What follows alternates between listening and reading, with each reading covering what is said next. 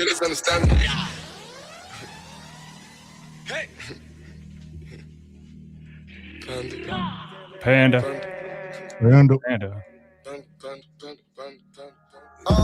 I'ma use all of this ammo. Taylor get dressed up in camo.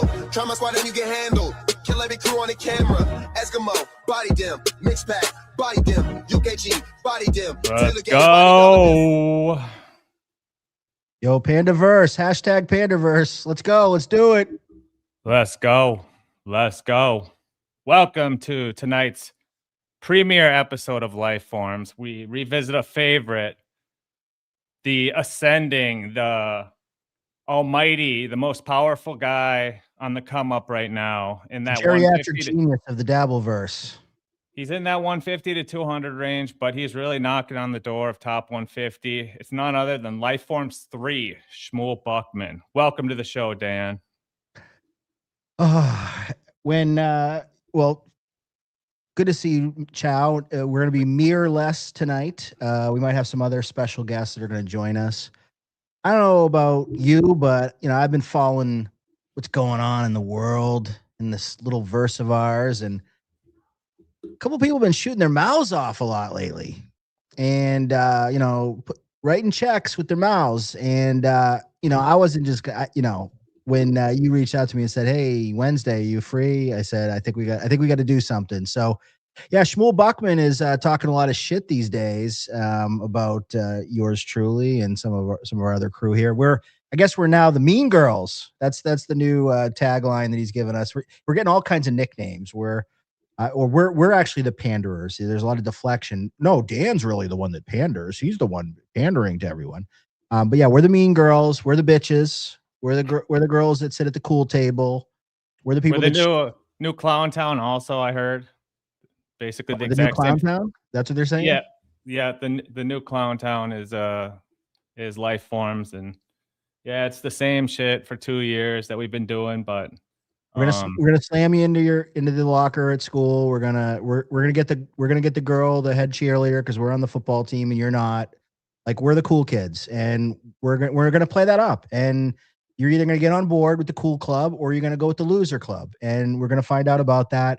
Schmuel Buckman has been drinking the haterade like it's going out of style the last couple of days. And we got a lot of clips and stuff. I know I'm not always the biggest clip guy, but man, you could just turn on Schmuel Buckman the last couple of days, the last week, and it's just gold mine. And for Schmuel Buckman, who I said to him, "Schmuel, so, does Cookie mind that you're going live every day?" And he's like, "Oh, I don't go live every day." This motherfucker, pull up his YouTube. He's gone live, I think, 8 out of the last 9 days, at least once, oftentimes more than once. And that's not even including guest appearances and other things that he's doing. Most days he's going on 2 or 3 shows. He's doing 2 or 3 shows a day. This guy is an addict.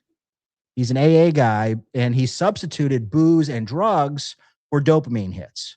And we're here to call out a lot of his bullshit. And he's going to either, he's going to deal with it. He's going to have to deal with it. He's getting very angry because he doesn't like getting called out on his bullshit, but we're going to continue to do it. And this is part 3. So happy to be here. Happy to be part of it. Yeah. And just to make it a complete study of Buckman since our first episode, a lot's really transpired. And even we've kind of touched on Buckman. We covered the debate with the gatekeepers, and then we also did the award show. So we talked about him winning biggest ball washer. And I think that's one of the things that kind of irked him at first. I don't know how he saw it, because he's been watching us for 2 years, but he said he's never seen our show, and he's all blown away by different things in it. So have you noticed another thing? I noticed this happened just in the last day or two. Now Buckman can't even delineate between you, me, and Mir. We're just like one organism together. We're all like the same person. We're all like connected together. And it's almost like he'll call out, us individually, but at the end of the day, he basically puts us all in the same category. We're all this evil, villainous entity, and we're all like one part of the same thing. It's very interesting. Yeah. Well, I mean, more now than ever, his binary programming of mind is being displayed, because everything has to be.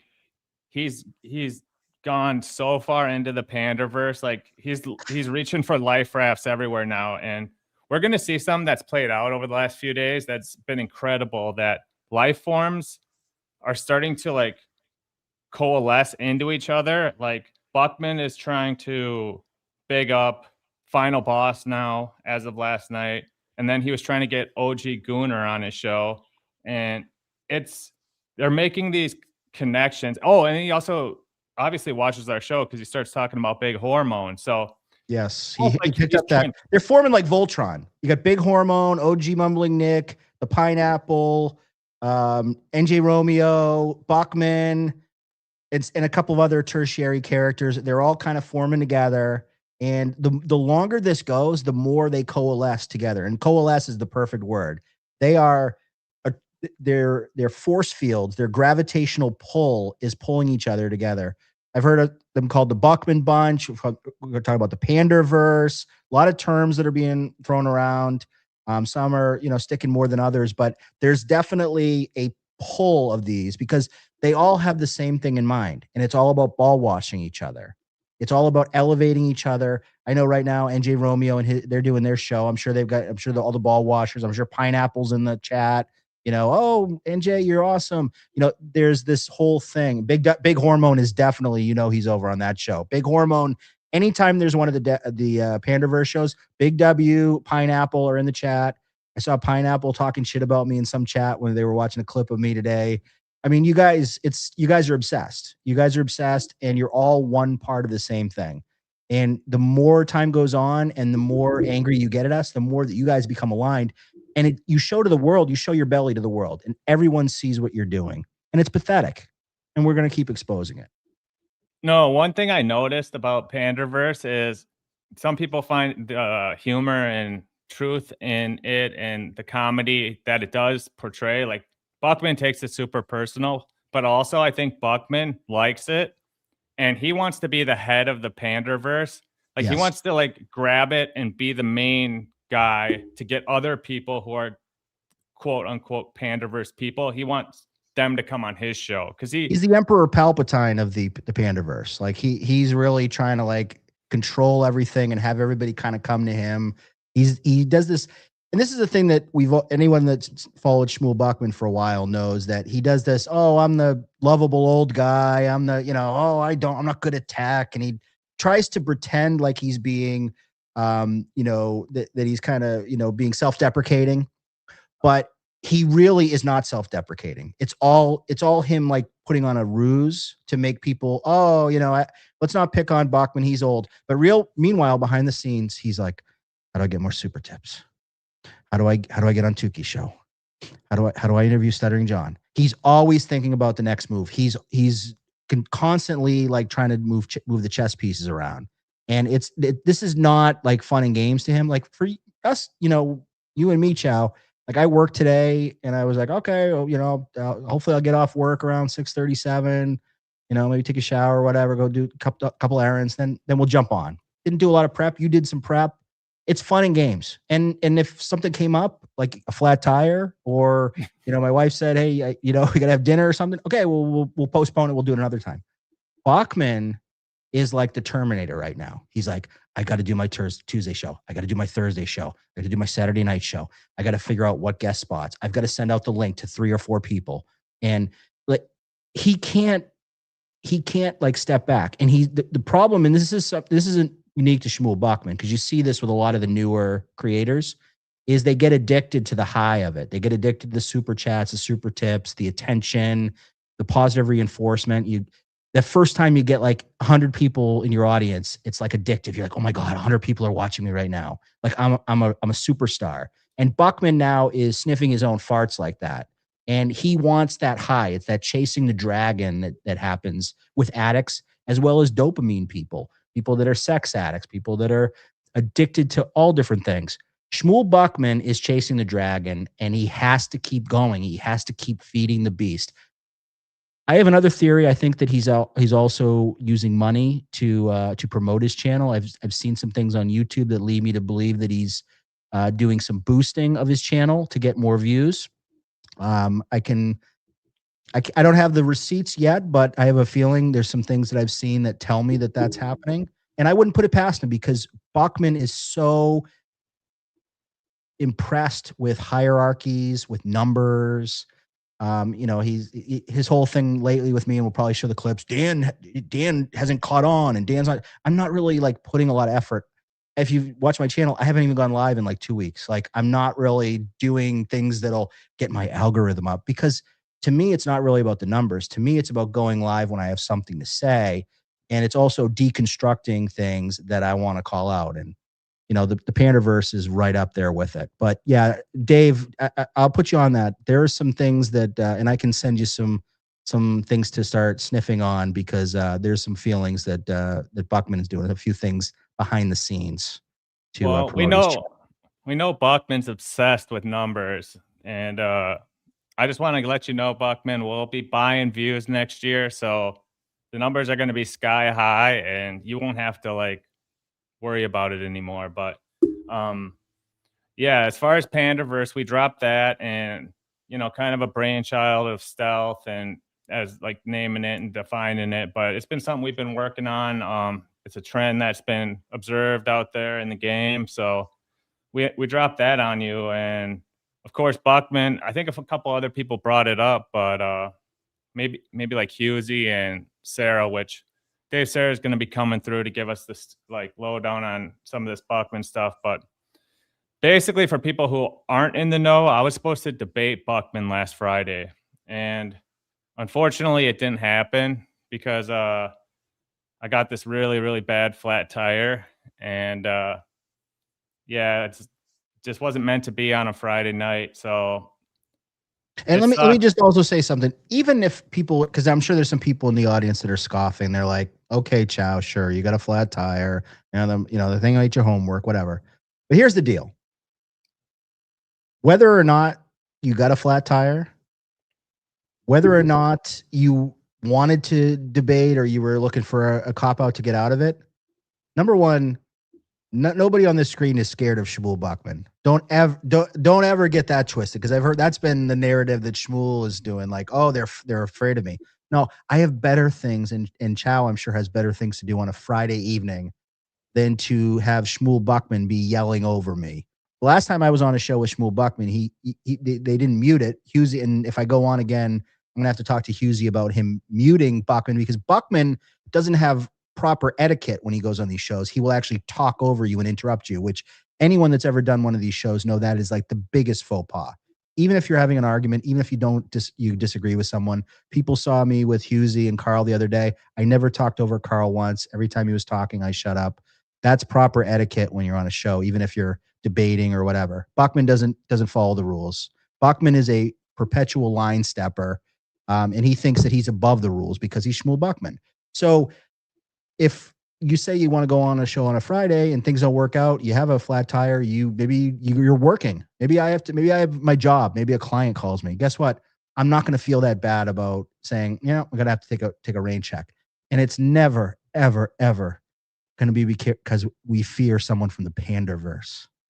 I mean, come on, Buckman. Like, can you even say that with a straight face? Seriously, Buckman, look at me right now.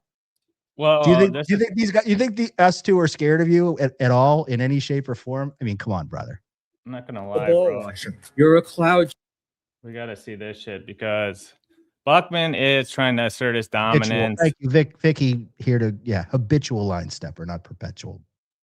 But no problem. Shout out to MGD for making this with Designer, the Panda song that we just played. But this is yours, the one and only head panderer in charge.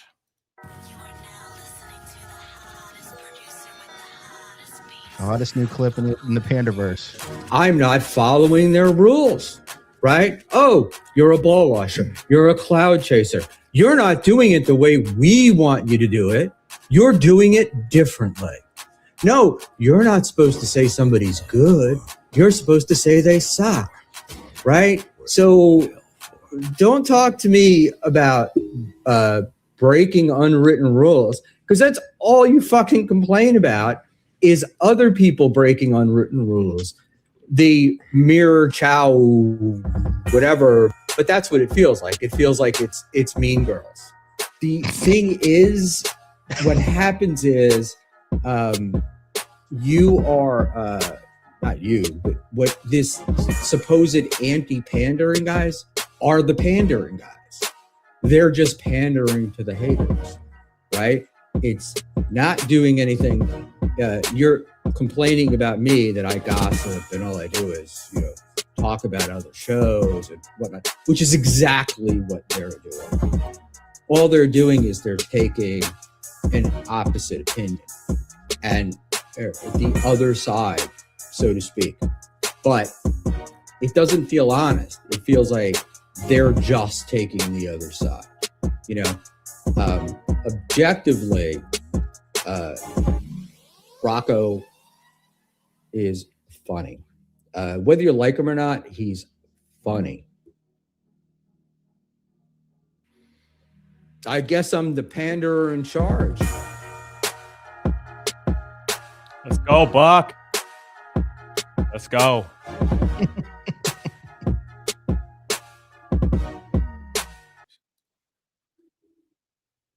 I love the cigar.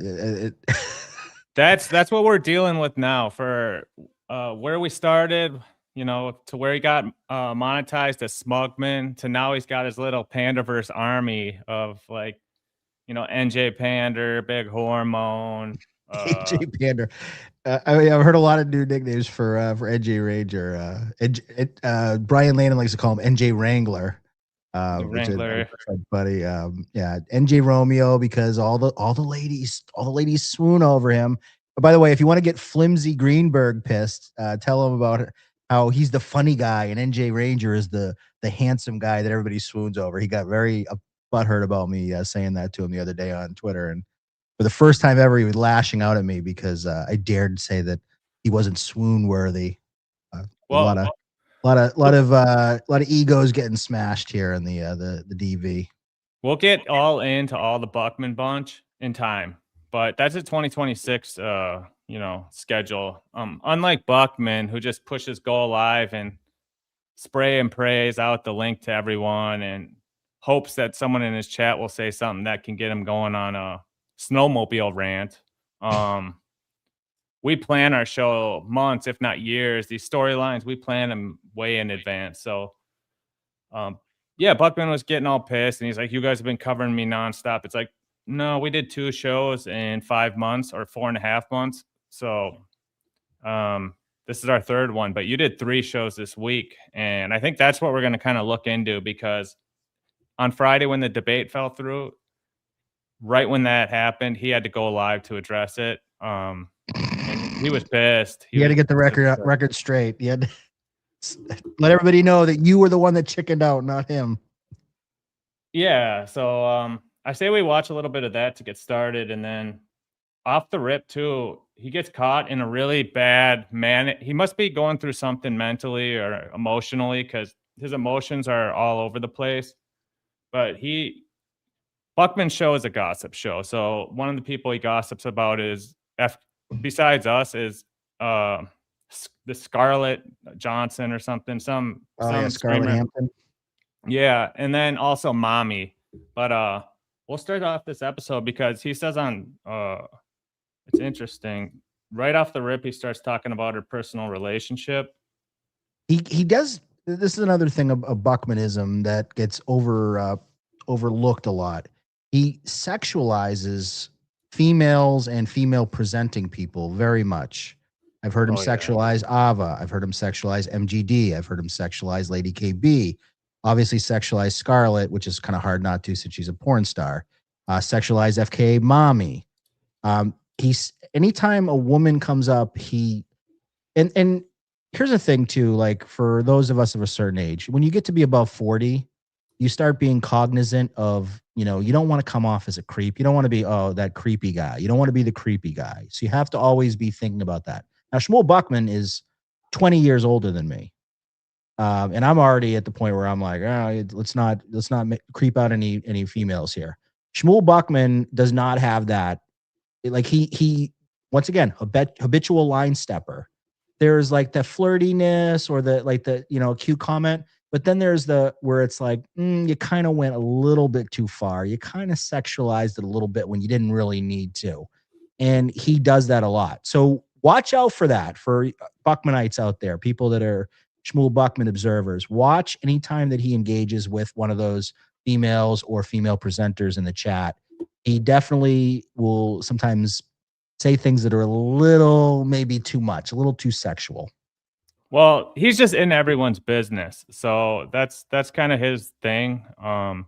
But this show is 3 minutes in. Now, most of his shows, they have a 10-minute countdown, and then it has 10 or 15 minutes of him not being able to turn on his microphone. And singing a song like he's in the shower. That's another thing he loves to do. La, da, da, da, da. He starts humming a song. But this one, he just got right into it and started. But look what he starts off talking about here. And this is important because we'll see after this, I'll play. Last night, he said he completely contradicts this. So watch what he says and how he says it, and you can see how easily this guy will just bold-faced lie to you as an audience. So before you just get into this, just a question: the thing around his neck. Have we figured out, is that a balaclava? Is that what he said? Does he wear that like when he's leaving work because it's so cold out, or is he going to like rob a bank, on the Pony Express? Like what is going on with the thing around his neck, the kerchief? Yeah, I think so. I mean, ascot Deb says. Honestly, I don't look at it too much. I didn't even really notice it. I heard him say something about it in the transcript about wearing that, but now you want to hear my theory on why he wears that? Yeah, of course.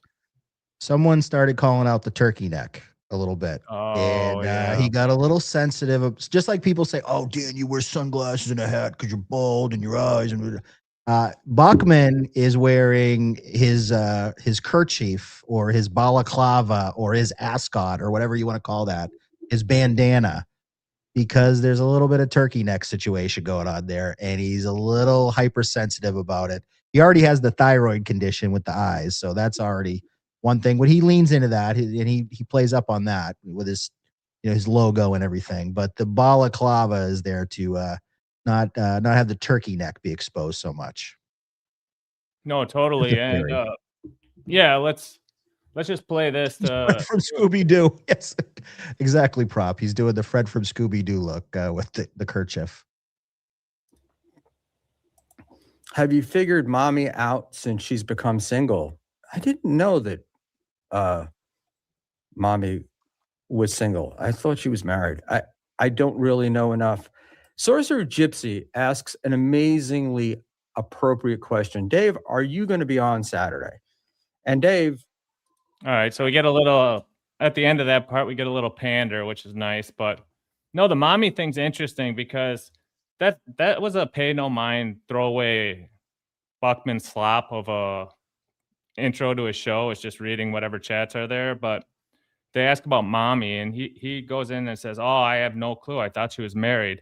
But last night he goes in this long diatribe about how he knew that she was getting divorced. He knew all this stuff about it. Ray had told her all this information, and but he didn't want to say anything. So I just thought it was like the worst kept secret in the verse. Everybody kind of that was sort of news that had been filtering out. But Buckman was, honoring her trust and didn't want to say anything. But of course, Ray, I'm sure, told everybody in the DMs. It's none of his business to even comment on, regardless if he knew or not. But just the casualty of like how he can just lie like that. It's like, oh, dude, you're dealing with someone who's like real messed up, So yeah, I thought that was like crazy. But there's not much off of it. And then this guy Sorcerer, who's ball washer in every chat and has clout. Sorcerer, by the way, Sorcerer so I was watching MLC today, and for any of the people that watch MLC, that Sorcerer is like NJ Ranger. He sends all these just pointless super chats that are just ball wash, obnoxious. He had one today on MLC, which might have taken the cake for the most obnoxious thing I've ever seen. And I don't know if he's doing it on purpose. It's like a kind of an ironic thing or what. He said, "Hey boss, the 3 caddies at my club just went to college. They all got into Ivies. Can you imagine 3 new MLC fans on campus? Ciao, bye or whatever." And like the that's douchiness, crazy. douche level on that is so through the roof. I can't even put it into words. Well, And we know he wrote the spec script for Brennan, and then he had the Netflix series that he was the big star of, and then he had the book that he announced on MLC that was going to come out. and then he had the alt account that was sending DMs to Kevin saying, "Oh, you should get Sorcerer on. You should get Sorcerer on." And meanwhile, it was Sorcerer that was sending super chats under an alt and DMs saying, "Get Sorcerer on." Yeah, These guys are pathological with their chicanery. It's so off. He's a WATP like super fan dork guy, and he's pretending like all this other shit, like he's Hollywood and shit. It's like it's too much, bro. But we got to stay on Buckman tonight because we could go in so many different directions. We got to stay on Buckman. Absolutely. Could he even be considered a Buckman bunch sorcerer? I mean, he's kind of a Buckman ball washer in a way. He's sort of the Venn diagram. I think he's sort of kind of like it overlaps a little bit. I don't know that he's full blown Buckman bunch, but he's close. He's definitely a side character that's very closely aligned. I don't think he's like found a pair of balls that he can't wash yet. Like he's kind of got that like Buckman, that the ball washing is strong, and I'm like, so that's kind of probably what they bond over. But I think the next thing we're going to jump over to is him ranting on you. So let's see what he has to say here. You like to hear me eating an apple. So, LOL, Dan has a week off after being on 3 to 4 times a week. So this is the thing, man. Echo 1,000 subscribers, more than that. People watching, memberships, killing it, super chips, super chats. Doing 8-hour shows on Saturday really or Sunday. Like that's the thing that these guys don't understand. Like the ROI on this, the effort that is put into by some of these people. And once again, like, okay, I'm not like unhappy. Good. God bless you, Echo Pineapple. I'm glad some talking produce is taking off with your mindless Saturday show that goes for 6 hours, and then you do another show for 6 hours. I don't spend 12 hours of my weekends because I work Monday through Friday, and sometimes on the weekends a little bit.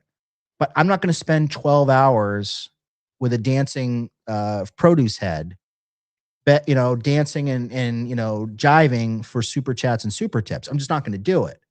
So I guess that limits what I can do in Buckman's eyes. So I guess I'm not all in like Echo Pineapple is. But that's the whole thing that these guys, that's very disingenuous when they say that, because Dan did 3 or 4 shows a week. No, I didn't.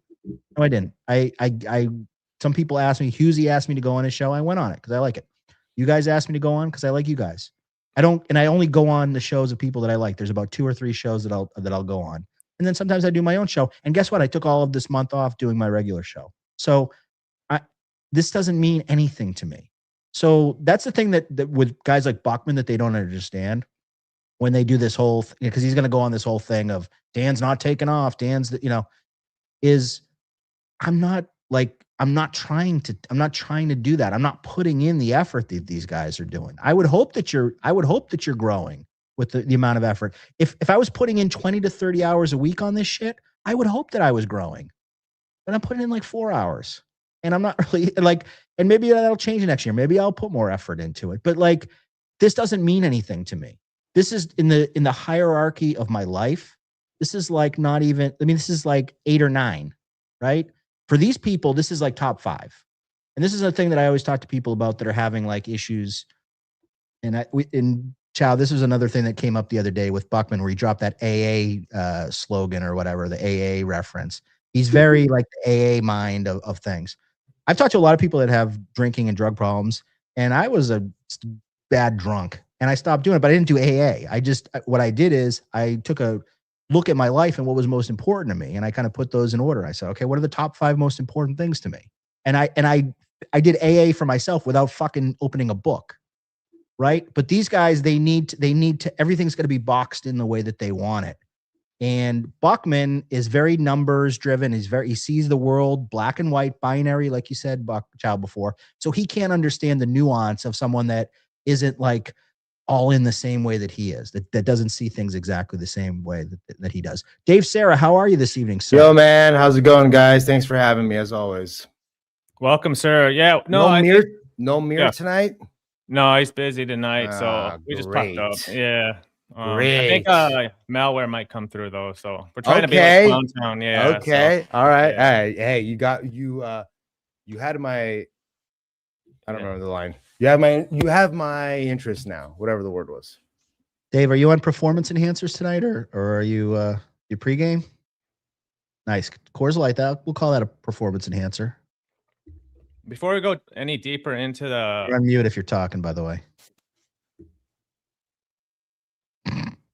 Yeah, I can't hear you, Dave. But before we go any deeper into the now talk, Dave. Can you hear me? Yeah, now I can. Okay. Yeah, Dave, have you noticed this like behavior and emotional change in Buckman lately? Emotional change and behavior. Doesn't he seem a little more angry, a little more testy lately? I mean, he's always kind of been like that with me. So it's hard for me to like see the woods through the trees, I guess. I don't think anything specific, like I don't think anything any more or less than usual. Like he kind of is like just like he's kind of a controlling guy a little bit, just to be, Yeah. Like somebody who like somebody who helps him and again, I love Schmuel. And again, I want to thank Cigarette Jones too. Like, he helps me and Schmuel out a lot. And I don't need to help Schmuel out. I don't got anything against the guy, and I got no issues. And honestly, it's fun kind of going up against you guys sometimes. So you guys are good adversaries. And it like refines our techniques of the PvP action, so that when we go PvE, like we do very well out there. So Schmuel sometimes loses the sight of that like a lot of this is good for him. Like it's a lot of good training to be on the internet, because like, look, let's be real, dude's a little bit older and he just hasn't had the same type of experience that we've had on the internet. And like we've kind of just been, I don't want to stand here and be like I'm an OG, but like I've been on the internet since I was 8 years old. So like I kind of get it. You know what I mean? And this is the only community that I've kind of been involved with on the internet where everybody like pressures you to like be nice. Everybody's going to be nice to each other and everybody's going to get along, and we all like nobody argues with each other, and it's agree on the shows, which is like the antithesis of almost every other internet community. So like you see in the chat, these people get very upset with you if you like, oh my God, you question Carl, or oh my God, you push back on Shuli, or oh my God, you didn't agree with Melton on this thing, or oh my God, you're not getting along with Kevin, unless you're one of these people and you're on the level of like a Chad, and it's like, okay, well, Chad's beefing with this guy. But like the lower tier guys, as they might say, it's like, oh my God, how dare you not kiss Tuki's ass? How dare you not think everything Tuki does is the most hilarious thing that ever was created, which is a problem that I have with Buckman. Buckman, and I'll shut up and let you talk, Dave. Buckman, on all the people that he likes. So this is something I heard him say the other night. He's like, well, Dan says Tuki sucks. Tuki. No, I like Tuki. I think 90% of what Tuki does is entertaining and funny, and I think he's definitely one of the more talented people. But when something he does is dog shit, I'm going to call it out. I thought the God stuff was dog shit. I thought it was hack. I didn't find it funny. I didn't get it. And I thought little KB he was quitting in the middle of doing it. So little KB was fine, but it was like you can only do that for so long, and then it becomes overkill. So my whole point is I'm going to say what I like, and then I'm going to call out what's dog shit. And whether you're my buddy or not my buddy, like I'm going to judge it on its own merits. But Buckman, God forbid you question anything Tuki does, then you're an enemy of the state. And that's the problem that I have with a Buckman. He doesn't see the gray areas of things. Yeah. Okay. So, okay. A little bit about, so with Schmuel, yeah, he does tend to gravitate towards some of the bigger guys, but you got to understand, like, and I know you guys understand this, that, and you guys maybe like me started streaming before the Dabbleverse was even like a thing, maybe. So like, you know, when you enter a community and that whole community hates you, let's just say they all hate you. It's tough to reconcile having way more haters than you have fans. So like Schmuel right now is in a state where he's got more fans than haters, but we're starting to topple over a little bit. And I think he starts to fear that a little bit. And I think that he should embrace it more than fear it, because like, first of all, this is a tough community to just like be involved with in general. And then if you try to be a guy, like there's plenty of people trying to just bring you down in general. I just think that like you can't really, like, in a perfect world, what happens is you start streaming and then you have fans that like you, and then when the haters start coming along, you have more fans to like counteract the haters. The problem is when you start in this community, you start with mostly just haters. And Buckman, to either his credit or his detriment, has kind of started off in this community with more people that like him than hate him. And why? And do you so think that now, is? well, because he's, you know, he was going to the 'Cause he's events a and stuff like lovable that. old guy, and he kisses everybody's ass. Yeah. And he supports all his other little. Well, I mean, buddies not on that the so same much. level. No, because he goes to the events. Like when you meet these people in the events, it's so much harder to talk shit to their face, and so much harder to be mean to them. Like when you see them. So like when Schmuel Buckman has met a bunch of these people and then starts streaming, it's clear that like that's like an effective way to do it, because like look at like Schmuel Buckman had so much more like pay dirt with the dabblers than even I did. So like even like when you watch, like forget the type of streams that we do. You know, I do a completely different thing than Buckman does in general. You know what I mean? But like, but Those like $20 bills, man. well, okay, $20 whatever. bills add up. It works. But like, Yeah. but like, you know, he was out there kissing hands and shaking babies. So it's like, Yep. you know, so like he got out there and he was met with some like good whatever the word is, like people liked him. So then they followed him, and then he went to AC, he went to Hackmania, he's been to a bunch of Dabble, he went to Dabble. So like when you do that, He let like his wife go off with whoever that she wanted to go off with at AC. relax, dude. Well, yeah, I mean, come on, you're talking about people that everybody knows too. I mean, you're talking about that he knows. I would them never, under any circumstance, let my wife go off with some random dude at AC. I'm sorry. I just And I don't get it. I understand. But when you're 65, I think you stop caring a little bit. Also, it's like Schmuel and his wife have been going and have been part of like the Compound Media family for a long time too. So like people know tell us a them. little bit more about that. How's that? I don't really know a lot about, other than that I know that like they were friendly with like she's a big fan of Aaron Berg. So like back in the day, they would go to Aaron Berg shows and they'd watch In Hot Water maybe. And then when all that stuff happened, I think he had like sort of a resentment towards Gino. And so like now he really like hates Gino because of like they were like him and his wife were Aaron Berg fans. Like, how could you ruin this show for us? Kind of. How could you care that much about this? Well, Like that's what I was gonna say.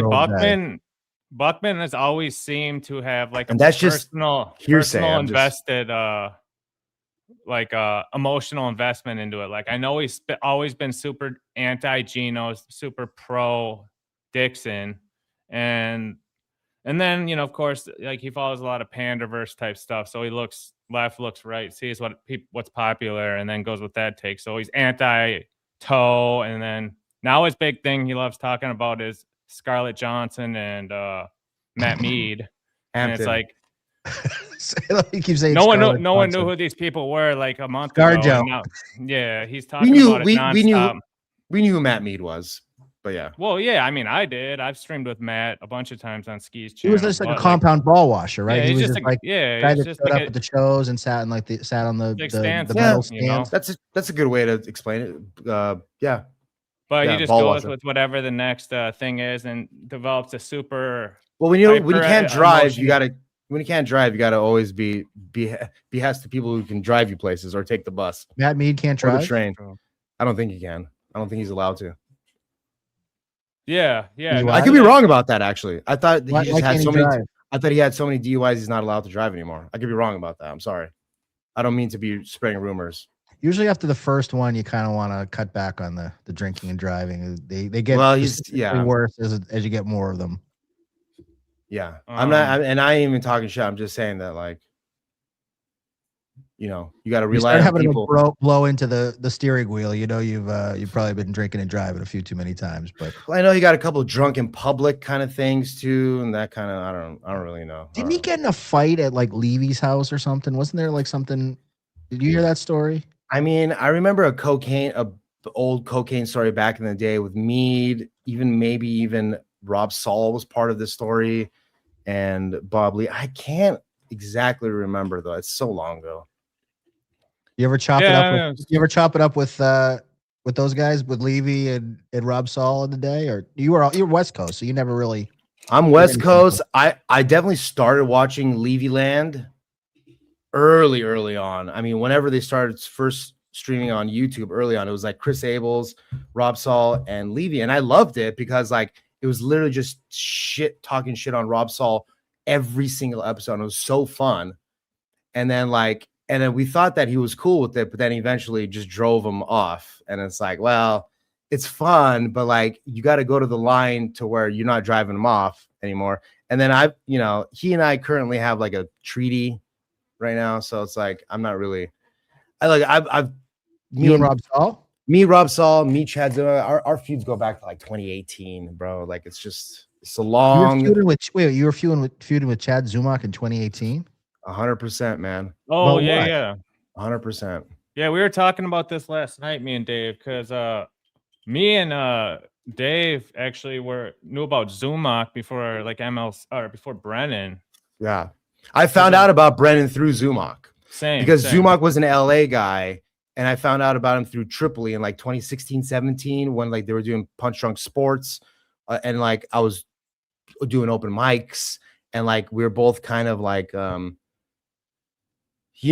looking for Sam Tripoli's attention at the time, like just but I was trying to open for people just in general. And then when he got ran out of LA, just this whole full circle thing is so crazy that like these two of these worlds that like I followed, they somehow just started spinning around each other and eventually just merged into like one big giant star. And it's in Kevin Brennan and Stuttering John. So it's kind of happenstance that way. But like, yeah, I was like, I was blocked by Chad first time in like 2018, I think. And then he unblocked me and then blocked me and unblocked me. I mean, it's just been a turbulent ride.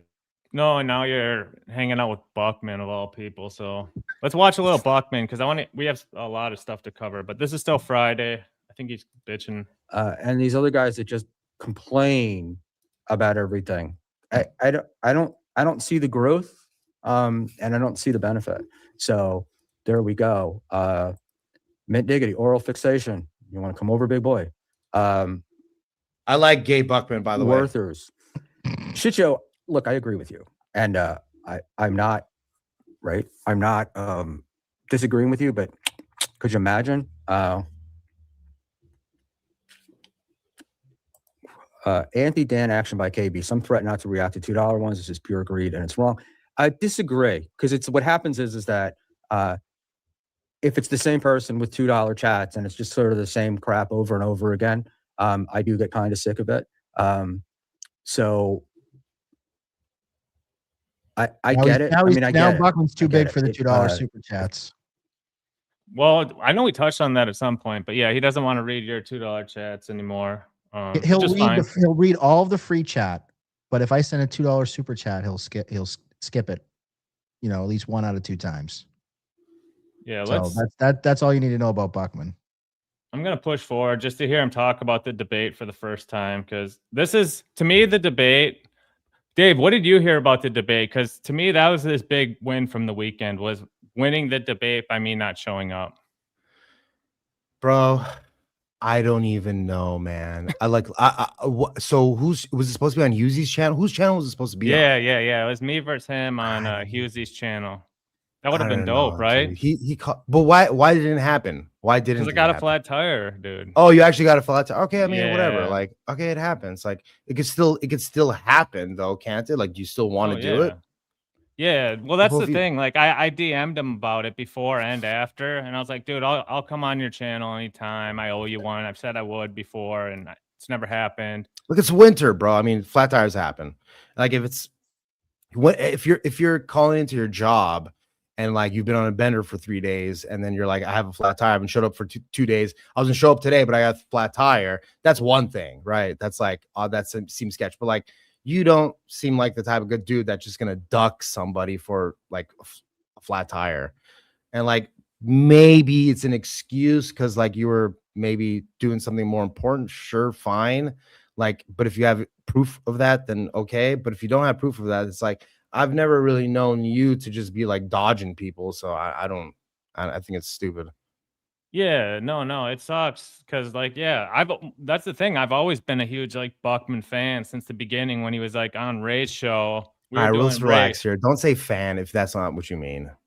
Come on. I was on Ray Vito show with Chad, and we used to feature Buckman because Buckman would be a guest on Ray's stream before he even had his own show. And we'd be like, check this guy out. We even played a clip of it where it was like, dude, yeah, we've been watching Buckman from day one when he was fat, remember? Fat So, Buckman like, is funny. Have you seen those clips, Dave? I mean, I didn't realize it until right now when I looked at his face. I'm like, oh yeah, he has lost some weight, hasn't he? Yeah, so I mean, I have no problem like talking with him. He came on our show for a few hours once, and it was a great interview. And that's the thing, like him, like we've said, him, Stuttering John, and Ray DeVito and Chad Zumach are the 4 people out of like 90 separate interviews and maybe like 150 different people who've been guests on our channel. Those are like the 4 who keep complaining to this day about the treatment that they received. And it's just like hard. It was just questioning. Like Buckman's so caught up on like the questioning from Lil Mir. And it's this. So to me, this is a huge win. Dwelling on it, Chow. I heard you say Buckman. Who was the other person? Was it Ray DeVito? Oh, Ray, yeah. Chad, remember? Well, Chad was everything. pissed, but he got over it. Remember when we told him about the super chat, the super tips Well, thing? Chad was also fucking very disrespectful. You gave him like a bunch of money, and he's on his, and he's got his phone up like this half the show. You know, you see him text. What do you mean by a bunch of money? What do you mean by that? I think did ATP give him 100 and Mir gave him 100 or something to do the show? And then, I think they gave him 150, and he did his show. And Sarah, I want to give you credit because you called out Buckman the other day because one of the things Buckman was like, well, Dan hasn't gained any traction. He's sending money to all these people to go on the show. Like, Buckman, that's not as much of a flex as you think it is. Yeah, it ain't a flex. I'm sorry. Like, paying people to come on the show is one thing, and then like he tries to move the goalpost a little bit and be like, no, I just mean paying somebody to like go on somebody else's show and say something. I'm like, okay, first of all, if you're a grown-ass man complaining about what another grown-ass man does with money, you're gay. Like, sure, complain. Like, tell me why you're complaining about him and why it's gay. But don't just sit there and just complain about it. Like, yeah, like, look, we're all adults here. Guess what? We get to do whatever we want with our money. If I want to do fucking cocaine with my money, fine. And then if my viewers want to send me money and then get mad at me because I'm spending on cocaine, well, that's their problem. So like, Mir spending his hard-earned money on whoever the fuck he wants to get on his show is like literally should not be anybody's business.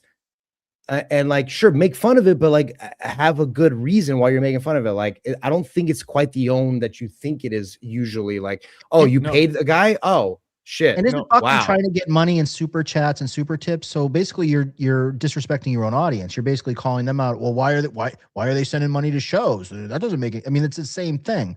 What's the difference between me giving Ashley Cummings $50 to go on my show or sending $50 to MLC and do a super chat? It's the same thing at the end of the day. Yeah. In fact, I got more value out of having Ashley Cummings on the show than sending Kevin $50 that he doesn't need. So weird. Now look. So what I tried to train Buckman on, in the fact that like he's complaining that like you're sending them money. I'm like, well, start complaining. Start calling it desperate. Then say Dan's desperate. So like get in there. Don't just be like, I'm mad about it. Like, get in there and start talking some shit then. Like, yeah, Dan's fucking desperate. Dan is sending money to people so he can go on other people's, so they can go on other people's show and talk shit. Too many ideas here. I don't like the desperate Dan thing. That might take off. You know what I mean? You're right. You're right. If you're gonna come at me, come at the king. Like go all in. Yeah, like go around it. There is a distinction though that he's been trying to make for like months now. And he's caught up on this idea that Dan gave money to Ashley to finish the pump and dump.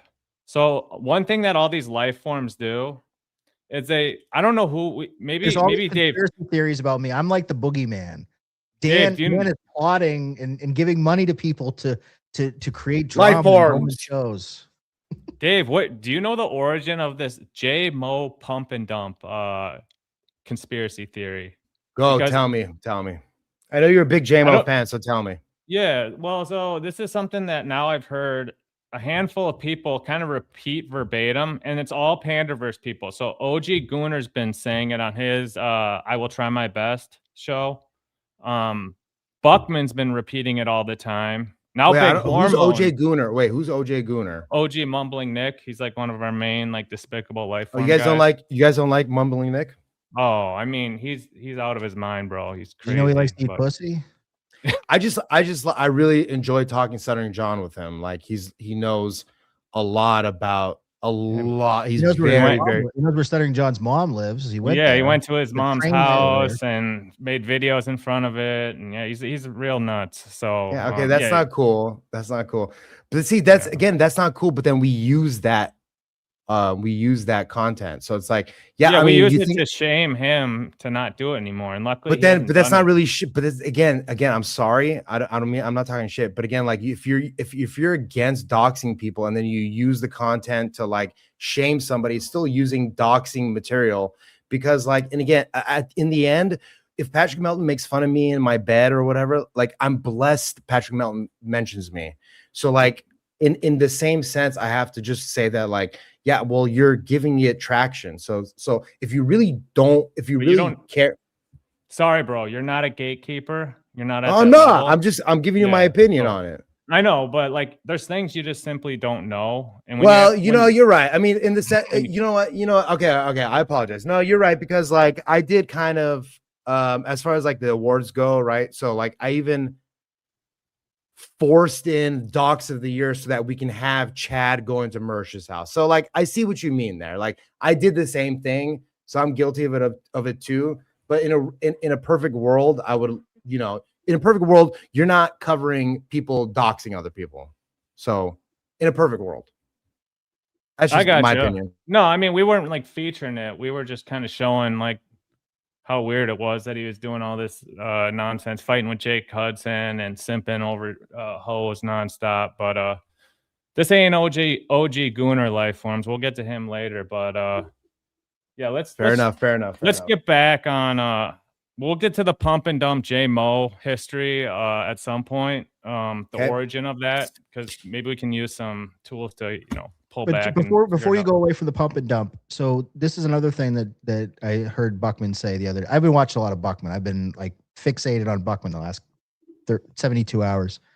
He said that, and this was, I think, a criticism of me, was it was clear I was doing a pump and dump because the first moment that J-Mo had some negative blowback, I was like, I threw him under the bus with my little diatribe against him. Now, I would argue I was supporting J-Mo because I liked the car shit. And I always said that. I thought his car streams were fucking hilarious. I enjoyed them like I would watch them every morning. But then when he starts talking about people's dead relatives and dead naming trans people, and once again, whatever you feel about it, but I found it to be like just too edge. It was edgelord stuff. It was very edgelord. And I'm like, if you're gonna be an edgelord and that's gonna be your new shtick, I'm out. Like then it's like a Shark Tank. For that reason, I'm out of the JMO business. I'm going away. If you're gonna do edgelord stuff, and it was kind of honestly, it was trying to be a little bit of a rude awakening for him of like, you're kind of going a little bit too far here with this. Maybe ratchet it back. And I mean, I don't know that it worked, but I thought it was funny. And then it was also firmly tongue in cheek, a lot of that stuff. So like Buckman doesn't get the nuance of like kind of what, like some of this stuff is not like totally serious either. Like there's a little bit of, and I don't want to like pull the curtain back too much on what I do here, but there's a little bit of sarcasm sometimes and irony. Gamesmanship. Exactly.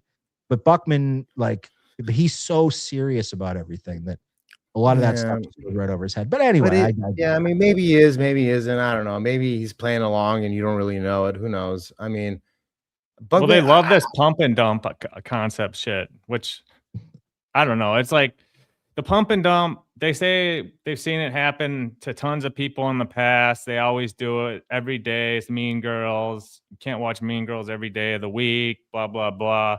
This is never, no one's been pumped or dumped ever, you know? And he tries to say, oh, they did it to me. It's like, no, like we invited you on our show. It was a good show.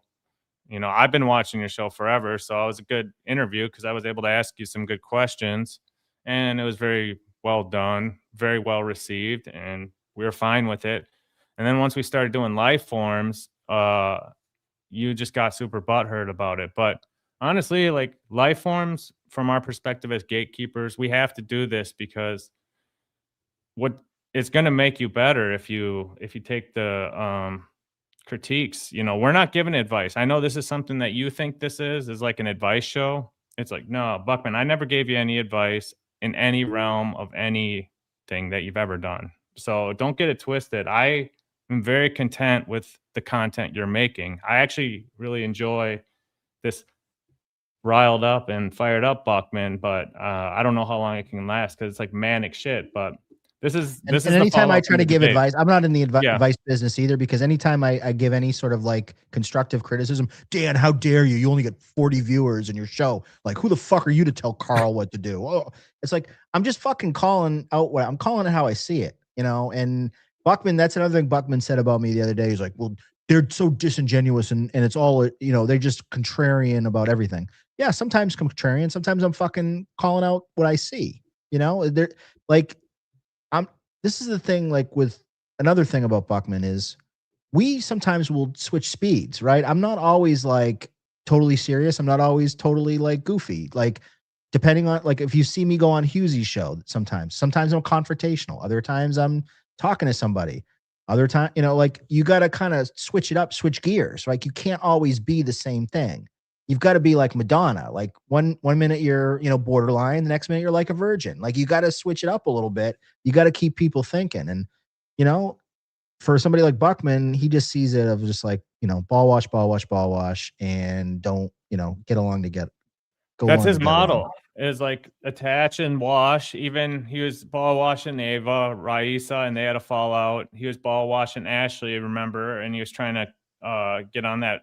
He had that crash out over getting on with Stuttering John and all that shit. So, but that kind of ran out. Like Ashley's moved on to bigger and better things. So Buckman's trying to find his new thing. And that's why he keeps bringing up the pineapple, equal pineapple, because yeah, it's one of his new like fixations is like, oh, I can get in with him. And then by proxy of that, I can get in with OG Mumbling Nick and Final Boss. And we can all like team up and go on each other's shows. And yeah, that's good, you know, but honestly, before we transition to that, can you just read the Ava super chat? Just since you mentioned her name. Yeah, what was it about? Is it about Buckman? I listened to Buckman's show last night in the car for the first time in that format, and it made me think about how insane his rantings would look at in a transcript. Also, great job with Carl and Hughesy. Yeah, Buckman's stream of consciousness, and lately when he's been going solo, it's been fixated on us, and he's it's doing been 3-hour shows now. Like 3-hour stream of consciousness, and maybe have like Dave, Sarah, or one other person come on, and he just and half of it's anger. Like there was he was just you watched a lot of it. You probably went through the transcripts. How much time did he spend talking? Like he said, well, these guys are nobodies and whatever. How much time did he spend talking about us? Maybe an hour last night, maybe, and then on At the least other a two third of the shows, time was like completely fixated on us, like yeah. solely. So it's very weird. We're very in his head, I would say. But like we said, he's leveling up, so I do appreciate he's getting a little better in this solo style. At least he's trying to. His show's better. I will Yeah. give him that. His show is it's much more captivating, and partly because I want to hear what he says about me, but he's getting a little bit of a flow to what he's doing. So that Schmuel, clip it. I'm going to give you a little bit of credit. Your show has improved. I think it's improved dramatically. So keep doing what you're doing. I like it. I like the piss and vinegar. I like angry Schmuel. Like lean into it. You know, be angry. You know, that's who you are. And when you suppress who you are, then it comes out in other negative ways. But if you just lean into it and just be the angry old man, be the man that screams at clouds, that could be your shtick, and that might be the path to greatness, Buckman. I mean, the last couple of streams have been magnifique. Yeah, let's get into this debate thing quick. Didn't make it. So the big debate that wasn't, I don't get it. You want to criticize, you want to judge, you want to talk shit to me, but you have an opportunity to sit down, face me, and we've got this neutral arbiter and Husey, and you don't go there. Yeah, this is Cigarette Jones. Yes, this is how it will be portrayed. I almost thought today, it's funny. I would have rather have left, and I was thinking of saying to Husey, well, if he's not going to be there, then go ahead and just do the show. But then I was like, no, because then it'll be said that I didn't show up. So I was there, and Pineapple was there to be an impartial judge, and Apple doesn't like Chow or I, so it would have been perfect. I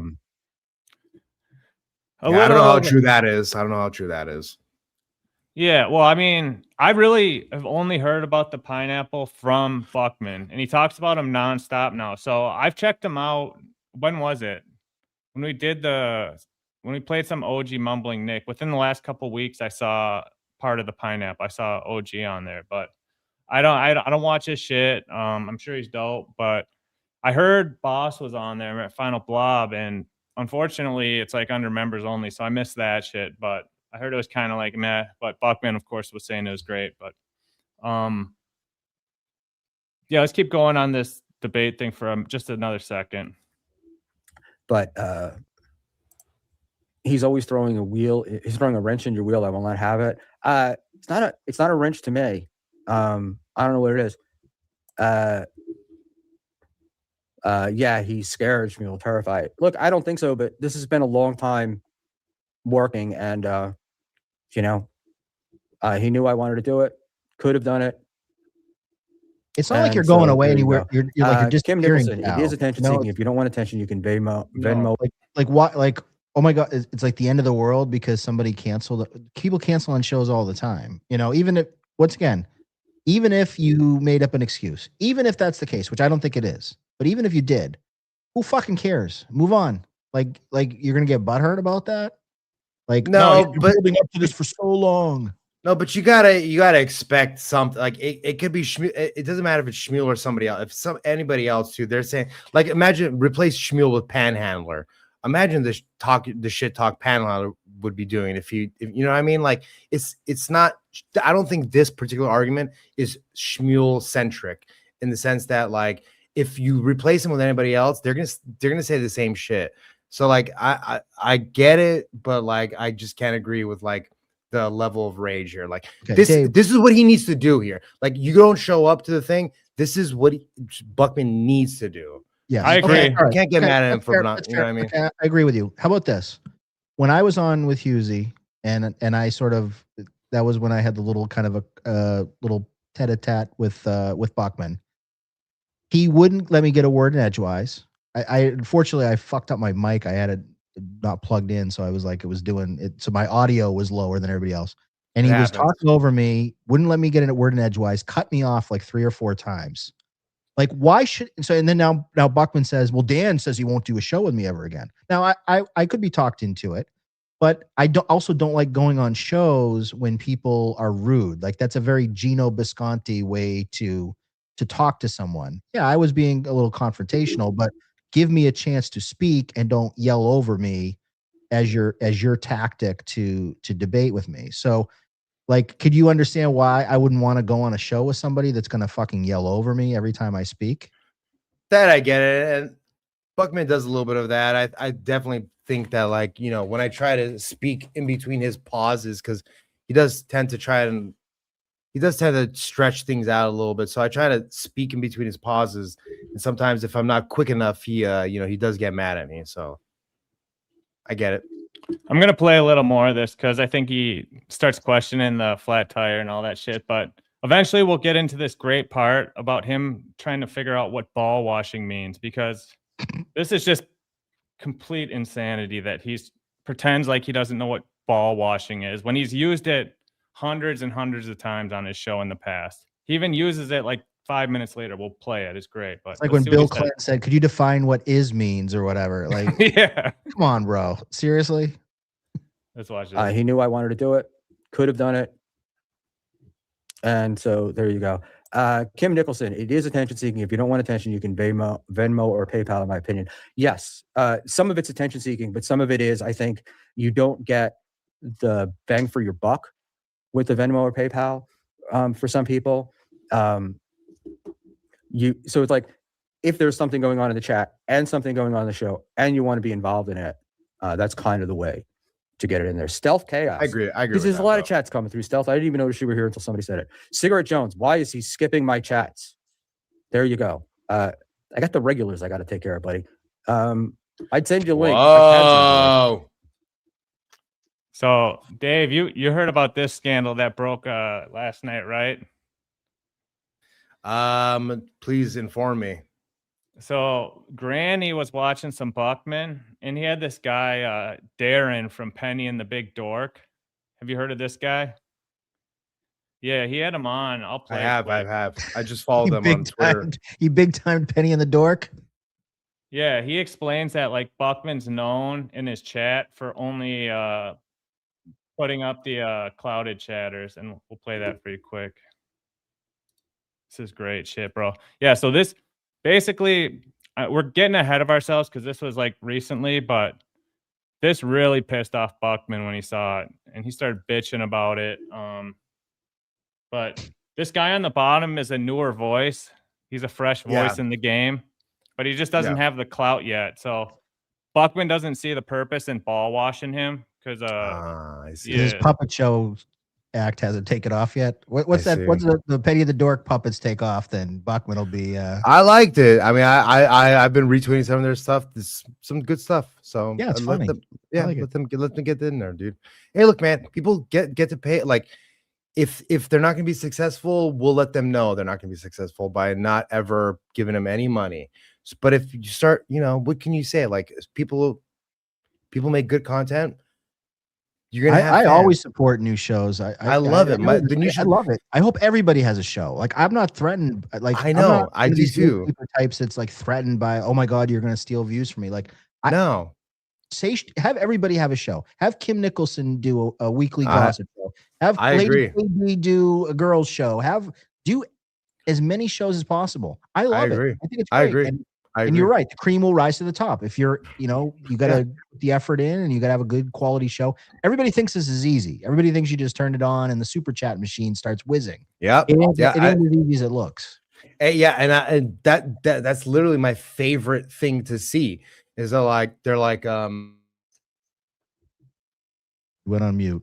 Yeah, you went muted, but sorry. It's like I just got monetized. It's all done now. It's like no. Getting monetized is possibly the easiest. It's the easiest part.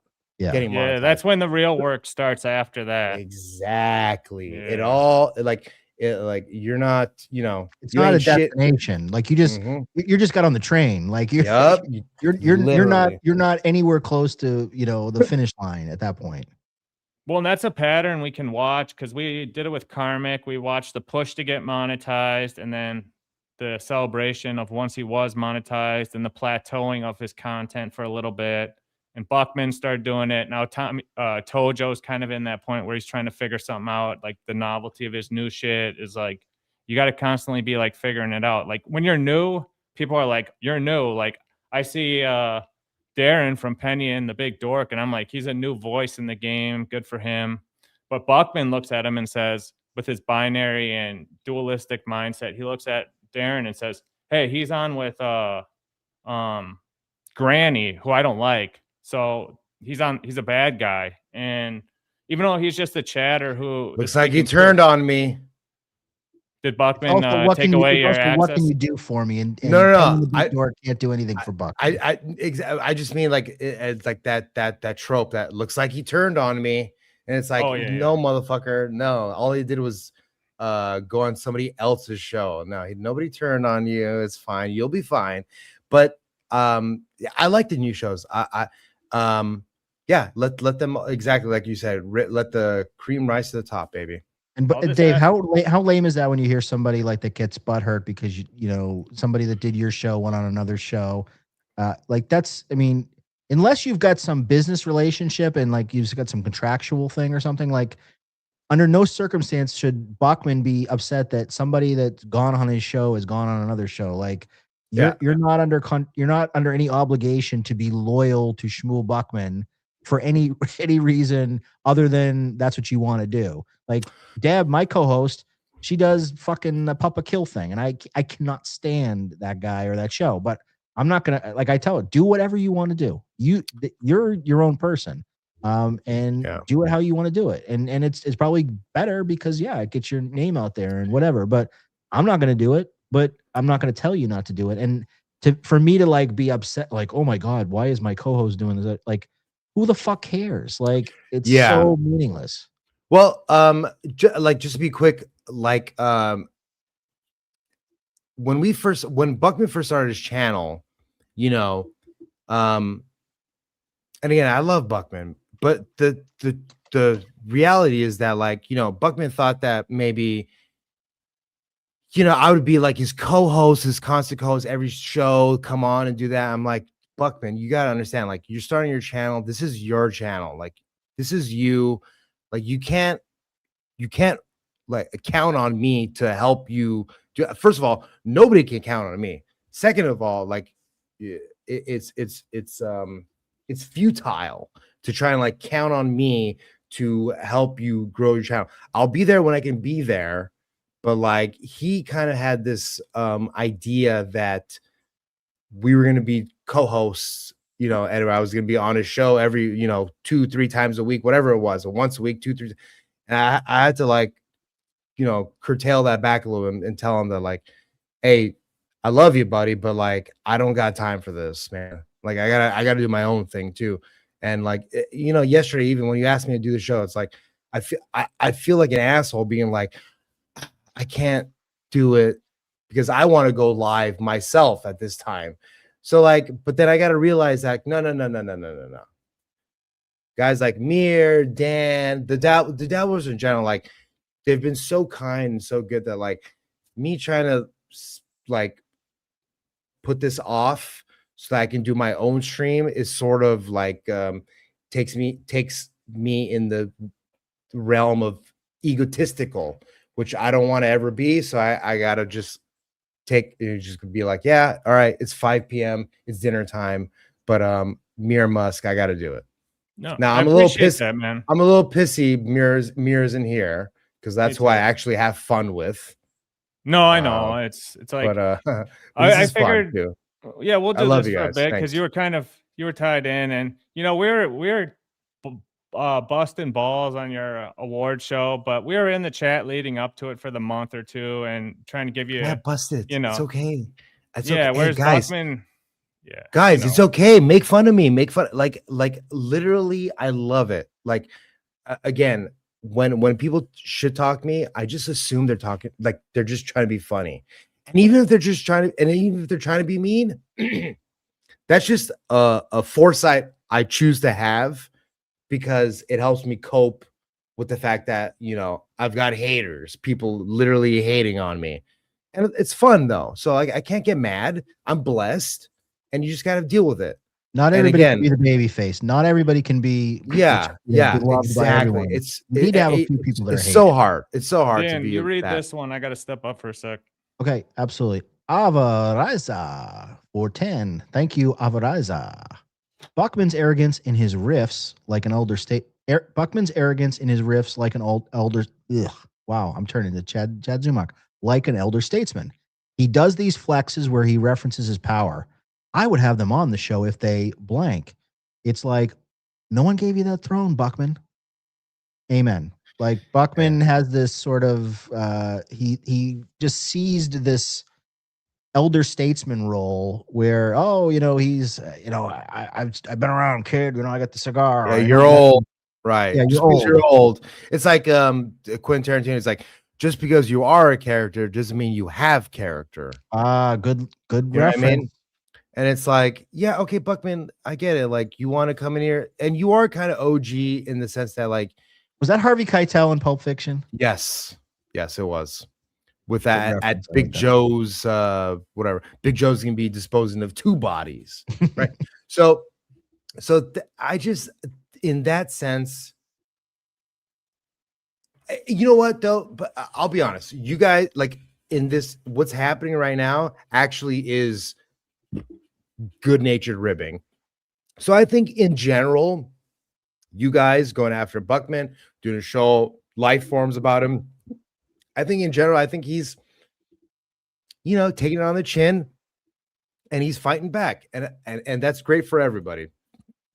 So I think generally speaking, he's kind of doing what you guys want him to do, though, right? He's pushing back because you don't want him to pander. So you guys are closing him off into like 2 different angles here. You're like don't pander, but also don't be a bitch. And it's like, okay, well, so you're gonna close the motherfucker off in 2 angles. No wonder. I love when he volleys back at us. Like, well, yeah, like I'm not, and we don't come. I don't come at least me. I'll just speak for myself. I'm not angry at Buckman. Like, even if he, the OnlyFans light above me, or this or that, or Dan's show hasn't taken off. I'm like, okay, you kind of got, okay, all right, you got me there. Okay, good. Like that's what we're doing here. That it's okay to volley back and forth like that. And that's the real crux of what people talk about in the Dabbleverse.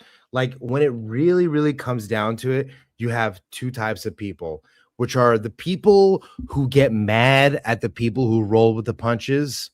So, like, you have guys like that. Like, you're really hardcore trolls. Yes, you're really hard provocateurs, I should say, not trolls.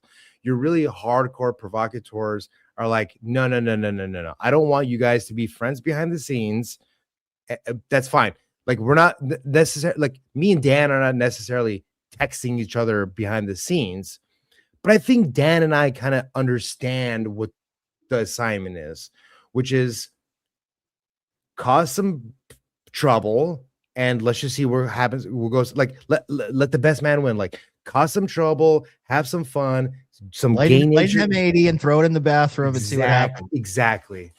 Light a cigarette. No, you're smoking a cigarette in the bathroom, and then that cigarette gets attached to the end of the M80, and it leaves. And as you're leaving the bathroom, I'm walking and I see that guy, right? And then I sit on the toilet where the cherry bomb is, and then water gets in my asshole. I can't get mad at that. That's funny to me. That type of shit is funny. Like, you get, that's a very specific thing that I just said, but that's what I'm trying to say. Yeah. Totally. It's like, but also, you can't get mad about water in your asshole. He's got it twisted from the sense that we like when he panders and ball washes, because without that, he wouldn't be interesting. Like, we like to see the overt, like, throwing out just random people and saying how they're funny or talented randomly in the stream, and all the ball washing. That. I literally ball wash all the time. Oh yeah, I got a clip of you, and you're like, dude, so I'm a ball washer, I'm a cloud chaser, and I do it affectionately. It's like your temperament. You're a people pleaser by nature. I am. Yeah. And honestly, this last year too has been tough for me, because, like, I've been getting a lot of hate, and, like, I love it though.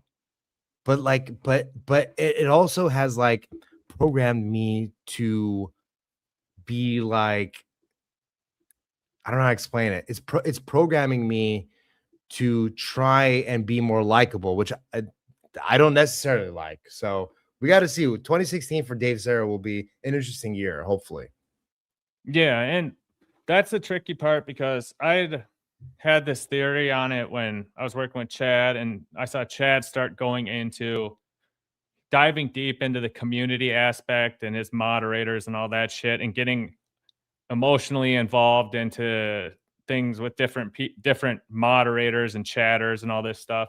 And it's like you can have one way of doing it where it's like you focus on the product, the show, the concept, the idea, the banter on stream, or you can kind of do the Buckman way where you lean really into the social aspects of streaming, where it's like you read the chat, your buddies, your quote unquote friends with everyone. You refer to people, you say you love people, all that type of shit. But that's a double-edged sword, like I've said, because those emotions when they're good are good, but as we see with Zumach, and some of his former moderators, it turns bad and gets ugly. So Yeah. you got to choose a lane when it comes to like, are you going to develop a show that's a standalone show that's entertaining, or are you going to make a live stream that's focused on reading the chat and interacting with them and having these types of relationships? But we know Buckman for sure looks at people based on their clout. And that's what he had mentioned right before we played this. And now Penny and the big dork Darren says the same thing. Let's play this quick. Me, motherfucker. Don't lie to your old fucking Graves disease ass eyes out self, man. Yeah, when he's that's Cloud's bloke. When he's reading his chat, all he does is bring up the people that in his eyes are above him now. All he does is acknowledge anybody that he feels is got some status in the verse. And that's 100% true, right? Yeah. Yeah. So, let me just say this real quick. Like, again, I love Buckman. I think that he deserves to be a thing. But something that I have tried to, I don't want to say the word instill in him. Not something that I've been trying to instill in him, but like, I try to give him I try to tell him that, like, I give him an example. I go to the Comedy Store, right? I'm an open micer, right? But I've got all these stories about like Andrew Santino was a prick to me. Bobby Lee was cool. Joe Rogan was like, I've got these stories about these people in the world and how they treat you. And like, you never forget that. So like, if you're somebody who's in the world, right? And you're trying to get into the world, like, you remember the things that trip you up and that make you think about the type of stuff that maybe I'm not supposed to be here. And like, for that guy, that Penny and the whatever,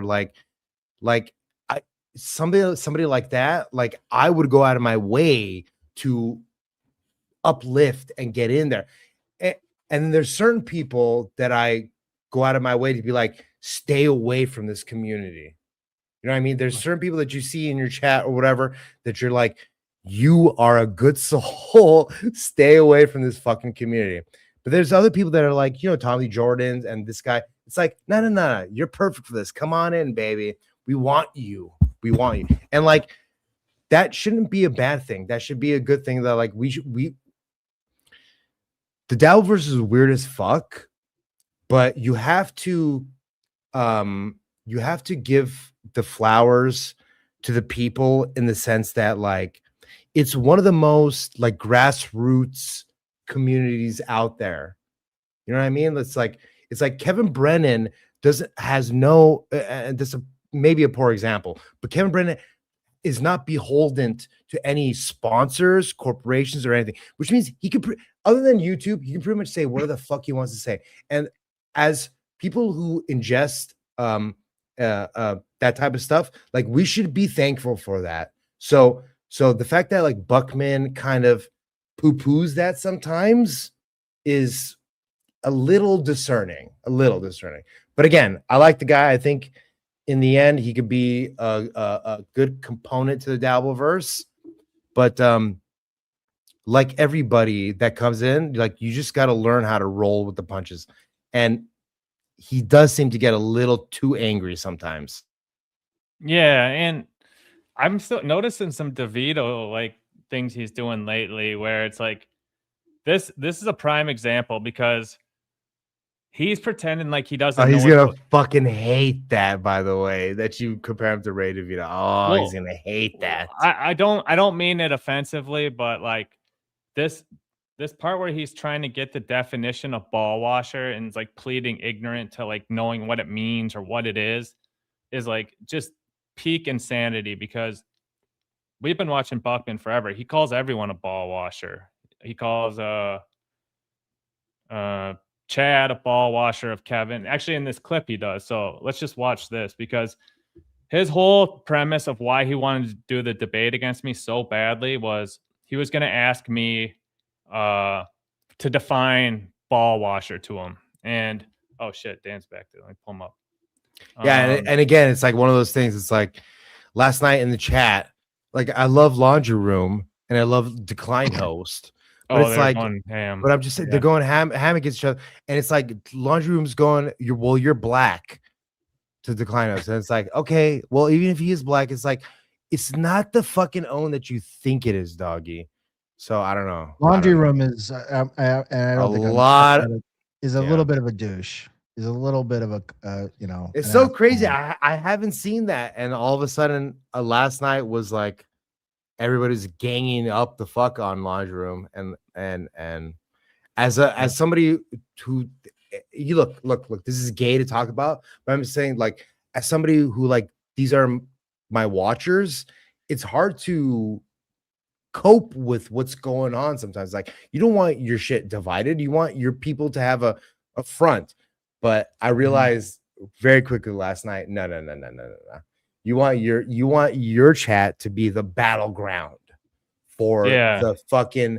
You want your chat to be the battleground for the duels, so that they crispen their skills, and then they go out to the PvE, right, the player versus environment, and they just dominate. And then you may never make any money, but you get your roses. So that's what I like. I like internet accolades. I don't need money. Decline Host is an OG, or he's a gatekeeper of the chat. So he knows everything of like who's OG, who's not OG. Really? Yeah. So you got to respect him, even if you beef with him or he doesn't like you. He knows and he's objective on all that shit. So, and again, they're keeping all of us honest. And like, and I've had my shit with Decline House specifically, but like, it doesn't just stop with him. It extends out very far. But like, I've had my issues because, you know, nobody wants to have to like go into their fucking W2s and have to show the chat their W. Nobody wants to have to do that. But like, people like that make you want to do that should be coveted and not poo-pooed. And like, I just have this like feeling that like Buckman, when he sees like the decline, like he's doing this whole own of like, this show would never be what it is without Decline House, but like he's doing that thing, and I get it, that's fun, but like in reality, it's like one of those things where like no, those people are here to make sure that like we're honest. So you have to respect it. You have to. And like, it can be fake if you have to, but as long as they don't know that you're fake, it's cool, right? At this time, like Buckman's like a Decline is like 3% of the audience for Buckman's thing because he's one of 30 or 40 chatters. So it's kind of like, you got to be careful when you're getting going of dividing and conquering that type of chat because you're just happy people are there, you know. So let's get this though, because we've been sitting on this first one forever. Yeah, exactly. But continue. But I'm just saying. Sorry, I just want to say that, like, you don't necessarily want numero one Josh Tanny fan and Decline Host to be your first chatters. Is what I'm saying. That's the problem. They're advanced chat. You know, they're going to turn. They're going to turn some people. Sam Bibley's another one. That's what I'm saying. Like these are not like first go around chatters. These are like people that if they show up in your chat, like I'm not saying you gotta worry, but like you gotta make sure you're on your fucking game because they keep track and they gotta still trap. And it's like They'll bust balls, they'll keep yeah, receipts. yeah. And you Some gotta of these be able, motherfuckers are super autistic and they remember Yeah. everything. And they yeah, call motherfucker, back. like exactly, like motherfucker, like numero Josh Van. Like again, Carlos Stranger wants to talk shit and be like, "Oh, you made these award ceremonies so that numero and Josh Van can get an award," and it's like, okay, first of all, that's true, and that pisses me off. Second of all, what happens is that like I say the N word, I call Big Black the N word, right, and then. The only reason I'm doing it is to carry numero and Josh Danny fans water, meaning that like I was reading in chat that he's saying, "Oh, I want to call Big Black a certain thing, but I don't want to be rude." So I said, "Oh, Big Black's an N-word," and then numero and Josh Danny fan takes that and he clips it, and then MLC picks it up. Was like, "Do you see what Dave Sarah said about Big Black?" And I'm like, "Yeah, motherfucker." I was just doing what you didn't want to do. And it's like, you can't get caught up in that shit, especially when you're weak as fuck. Like, if you're Schmuel Buckman, you can't get caught up in that.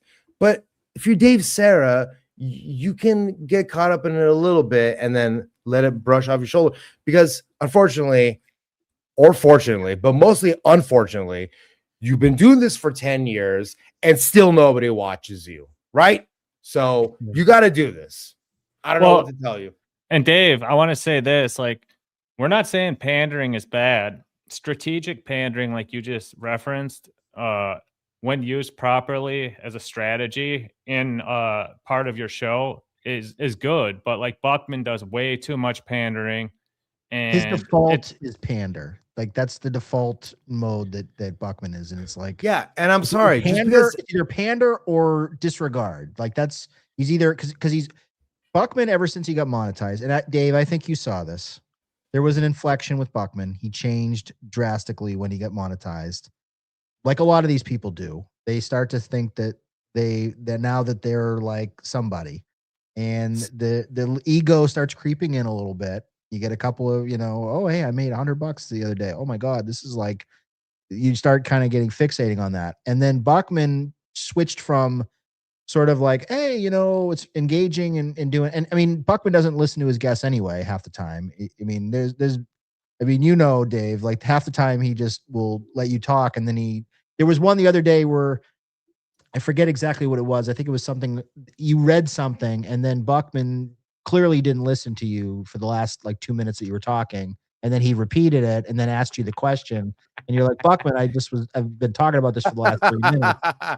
Yeah. And he had no clue because he just, when other people talk, he just tunes out. But ever since he got monetized, now it's about, okay, well, he's looking at the people that he sees at or above his level. So this goes back to the penny and the dork thing. Penny and the dork are not important to him because they can't cement him on his status.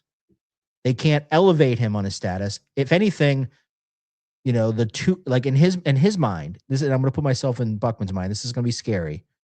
He thinks that might take a little bit of the shine off him if he's fraternizing with the guy that only gets 2 live viewers. It's like, oh, I don't know if I can be. I don't know if I really want to be. Yeah, seen he might steal. Well, I mean, again, just to go back to Twitch in 2016, this was actually a thing back in. So last night on my stream, I was talking about how great of a thing the raid / like host thing was on Twitch, right? And that probably made. You're talking about it on Buckman too. Okay, but like that probably made a lot of money. Okay, I was talking about Buckman. So you were talking, and then name. So, by the way, do you know anyone who's made $1 million from getting raided on Twitch? Oh, I mean, not personally, but I definitely know that. Like, I definitely know people who got like raided by like Tim the Tat Man or Dr. Disrespect. Pokemon raided me. You get sometimes you get these raids, and like it could I swear to God, and this could sounds change your crazy. life. It literally change your life, Dan. You don't get it. Like it literally can change your life. I'm half kidding, but I do but, get it. But it's true. But it can. It really can. Okay, so fuck, I don't even remember what I was. I lost. You were telling my Buckman conviction. about it last night, or you were talking about the importance of a raid last night. Yeah. My still, bad. I'm, My bad. no. You guys are good. Now, No. can I ask a question, Dave? And maybe you Sure. don't know the answer to this. Sure. Has Buckman been sort of trying to like plant the seed with Cardiff and Tukey for them to do their little like when their show ends, send your audience over to me? Has he been? Oh, that's funny to say. No, actually he hasn't. I'll be honest with you. No, he hasn't. But I could see that being an angle that he starts to work a little bit. Yeah. No, he hasn't specifically said that, but he's definitely like we've definitely talked about the whole rating process. Man, I wish I knew what the fuck I was gonna say. I'm sorry. I'll think about it right now. Give me I'm drunk, so Ball wash. To go. And I'm going to stop ball washing. Echo, I hate ball washing, the term. And that was like my main question tonight to what is ball washing? that I would have asked Chow is I get called these things. I get by these guys, by that little triad of Chow, Mir, and the Dan. And you know, you get called, and not just me, but other people, ball washer, clout chaser, other things. What are those things? Define them for me. And I have asked several people and people I respect, I've asked them to define those terms for me, and everybody defines these terms. Okay, pause it for a second. Differently. Okay, yeah, okay. So what I was gonna say was that, like, yeah, okay, early on, definitely it fuck. You know, I love Buckman, but again, you know, early on, it definitely felt like he kind of was looking for people like Cardiff and stuff like that to do that. So, like, he would reach out to people that he thought, like, he wants to speed run this thing, is what he wants to do.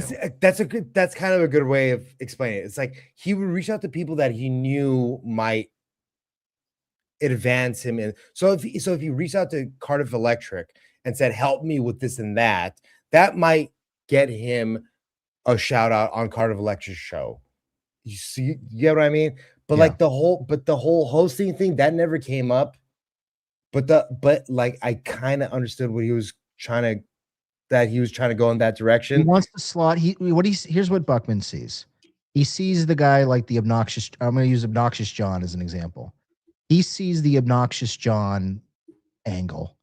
Obnoxious John, the orange, and that's the orange guy for those playing at home that don't know who that is. He's not really the most talented guy in the world. He's just kind of sort of a regular Joe. He does stream snipes, I think, of Stuttering John and some other things.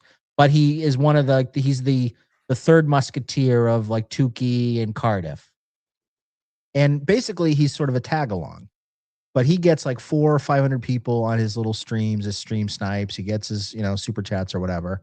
So he basically got a cheat code to be kind of a guy because he networked with the right people. Buckman is trying to do the Obnoxious John playbook. He wants to be in the little club. He wants to be the third wheel on his show. He wants to, whether it be Carl or Shuli or whichever show it might be, Tukey.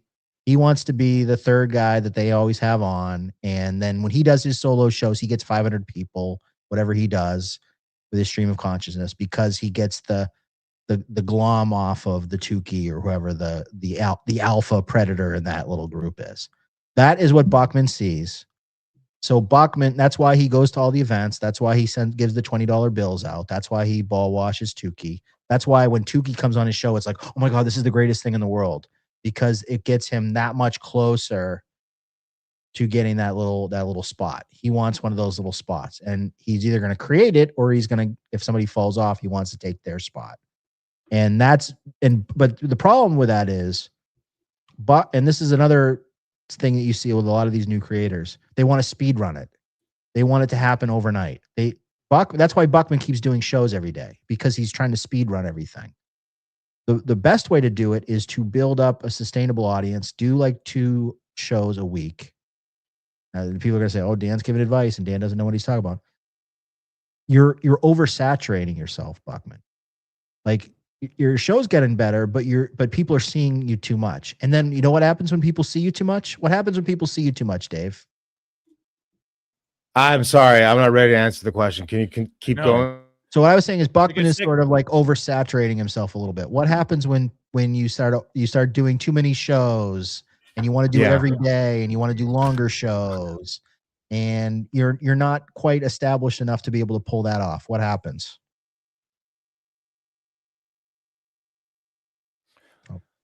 Well, Dan, I want to say something because Buckman Yep. did this to Dan or did this to Dave, and he does it to everyone because typically to ball wash like a new guy or like a Tukey or Cardiff or any of his heroes, Melton, you would say like if you were a Buckman, you'd be like, okay, first I'm going to give them money and then I'm going to go to the events. And then I'm going to try to create something that maybe they can use. Like I'll make a little video edit or a funny tweet or a great super chat that they can use for their show to further the comedy. But Buckman can't offer anything to anyone. So instead, he asks them for like assistance. So that's what he did to Dave. Like he reached out to Dave and was like, well, can you help me? And that's like his way of getting his foot in the door with Dave, who was higher clouded. And asking for help isn't always a bad strategy either, because there's a whole psychology. There's a whole psychology that says that if you ask somebody to help you, they become more loyal to you because you were able to do something for them. For sure. But for these bigger shows, that doesn't really work as much because, to your point, Chow, you've got to bring some value to Tukey. You can't just be asking for Tukey to come on your show. Like, what can you bring to Tukey to make his show better? And Buckman doesn't think that way. Buckman thinks about what Tukey can do for him. The better strategy for Buckman, and maybe he's too old of a dog to think this way or have a new trick, is like, what could I do? What could I offer that might help elevate one of these shows? And then they're going to want me to be more part of it versus just like, hey, Cardiff, let me send you the link. Can you come on this week? Like, after a while, people start to get tuned out. It's like, oh, Buckman asked me again. It's like, I just did a show 2 weeks ago. Do I really need to do it again? And then you become a nag, and then people start not wanting to answer at the end anymore. Yeah, like, I'm sorry, I love Husey, but Husey was like, hey, you want to come on the show this Friday? And I was like, who you having on the show? And he's like, Buckman and Lemmy and Chow. I'm like, no, dude, no, I don't want to be on your show. I'm sorry. Like, I'm not trying to be an asshole. Like, I love it, but like, it's too much for me. Like I have to start curtailing the shit. And this sounds so fucking gay. I hate even saying it. Less is more. But like, I'm gay on us. But again, like, like I was on with Schmuel the other day, and then I'm on with you guys today, and then now I'm gonna be on with Husey on Friday, and it's like people are gonna start hating me because like they're gonna keep hearing the same shit over and over again. I repeat shit, but like, it's already tough enough to fuck, man. But you're likable, Dave. Dave, you have a likability to you that I don't think rubs people the wrong way. I appreciate that. And again, I hate even saying this because it makes me seem so fucking like clout chasing, in the sense like, oh no, I want to protect my brand. No, it's like, no. I'm doing a lot, and I feel like if I do more, if people are going to just start hating me, and like, I got to just worry about that sometimes. But in the past, when people didn't know anything about me, I would be like, yeah, I would do that show. So I got to remember, like, no. Yes. Like yesterday. Yes. And that's exactly what happens with everyone at the beginning. Like the Tojo is going through this now. Like the first 6 weeks, you're fresh. You jump on a new show. You've got all your fresh new stories you can tell. Your the word no is not in your vocabulary. You're asking for links. It's fun. Everything's fun. Everyone did it. I did it years ago. I'd be on Ray or different shows and just talking nonsense about nothing. And then eventually you get to the point where it's like, do I want to go on a show if I have nothing to say? Or I don't unless I know it's like, okay, is it? Because a lot of these shows. And one day you wake up, you're in Clown Town with 8 other people, and you're all fighting to talk, and you're like, "What am I fucking doing?" Yeah, I know exactly. In the morning right now, what am I doing? And again, this is gonna sound so fucking gay, and like, I hate the fact that I'm gonna say this, but it's kind of true. It's like, yeah, it's 2 a.m. You go into Clown Town's chat, And like some of those people, like, you know, everybody in chat, you see people chatting, you know, everybody in chat, you know, that like, you know, that if you just say hi, that like people are gonna be like, send Dave Sarah the link. I'm like, that's not what I want.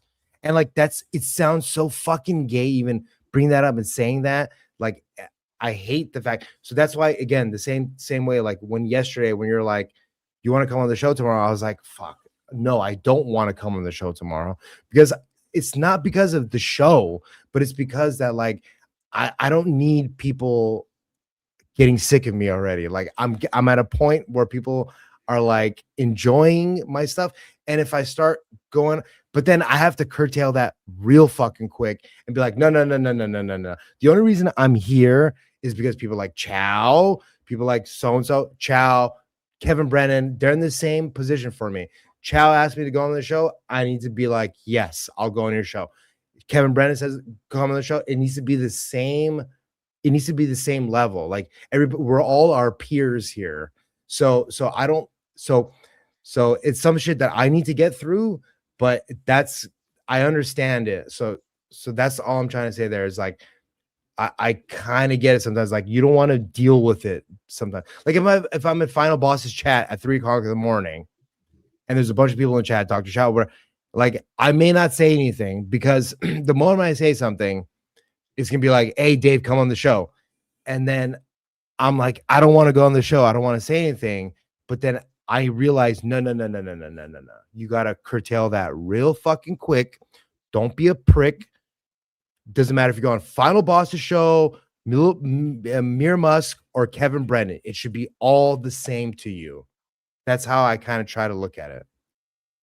Yeah, I think ideally that's the way to do it. I mean, not that It's you tough, have to though. It's oblige tough. yourself every time someone asks, but if you're like conceptually like trying to play that game where Buckman's trying to do of like, well, you know, Tukey gets 500 and Potato gets 1,000, so like all that, it's not going to work. Yeah, out. let me reach out to them to see what they're doing, and then like I become in the zeitgeist. I've thought about that. I mean, that's not a bad way to approach it, but in the end, it always does look fake. That's the problem. But I would say I'll push back on kind of, or I'll be the voice of reason here for you, Dave. The way I see it with you personally, with the way you do your show, and once again, Dan's giving advice. Dan's giving us perspective again. Is your show is much less navel gazing than what Schmuel is doing. Schmuel is constantly like, it's like, let's talk about the Dabbleverse. Let's talk about dude, you're doing like GeoGuessr, you're playing games, you're like editing stuff on the screen. Like you're kind of like mixing it up. And so you go on a show, you're talking about one thing, and then you do your thing. And it's like, it's kind of like, oh, it's inside the brain of Dave Sarah. Like it's such more interesting than, and once again, I don't want to pile I too know much what you on mean. Schmuel, even though we are piling on Schmuel.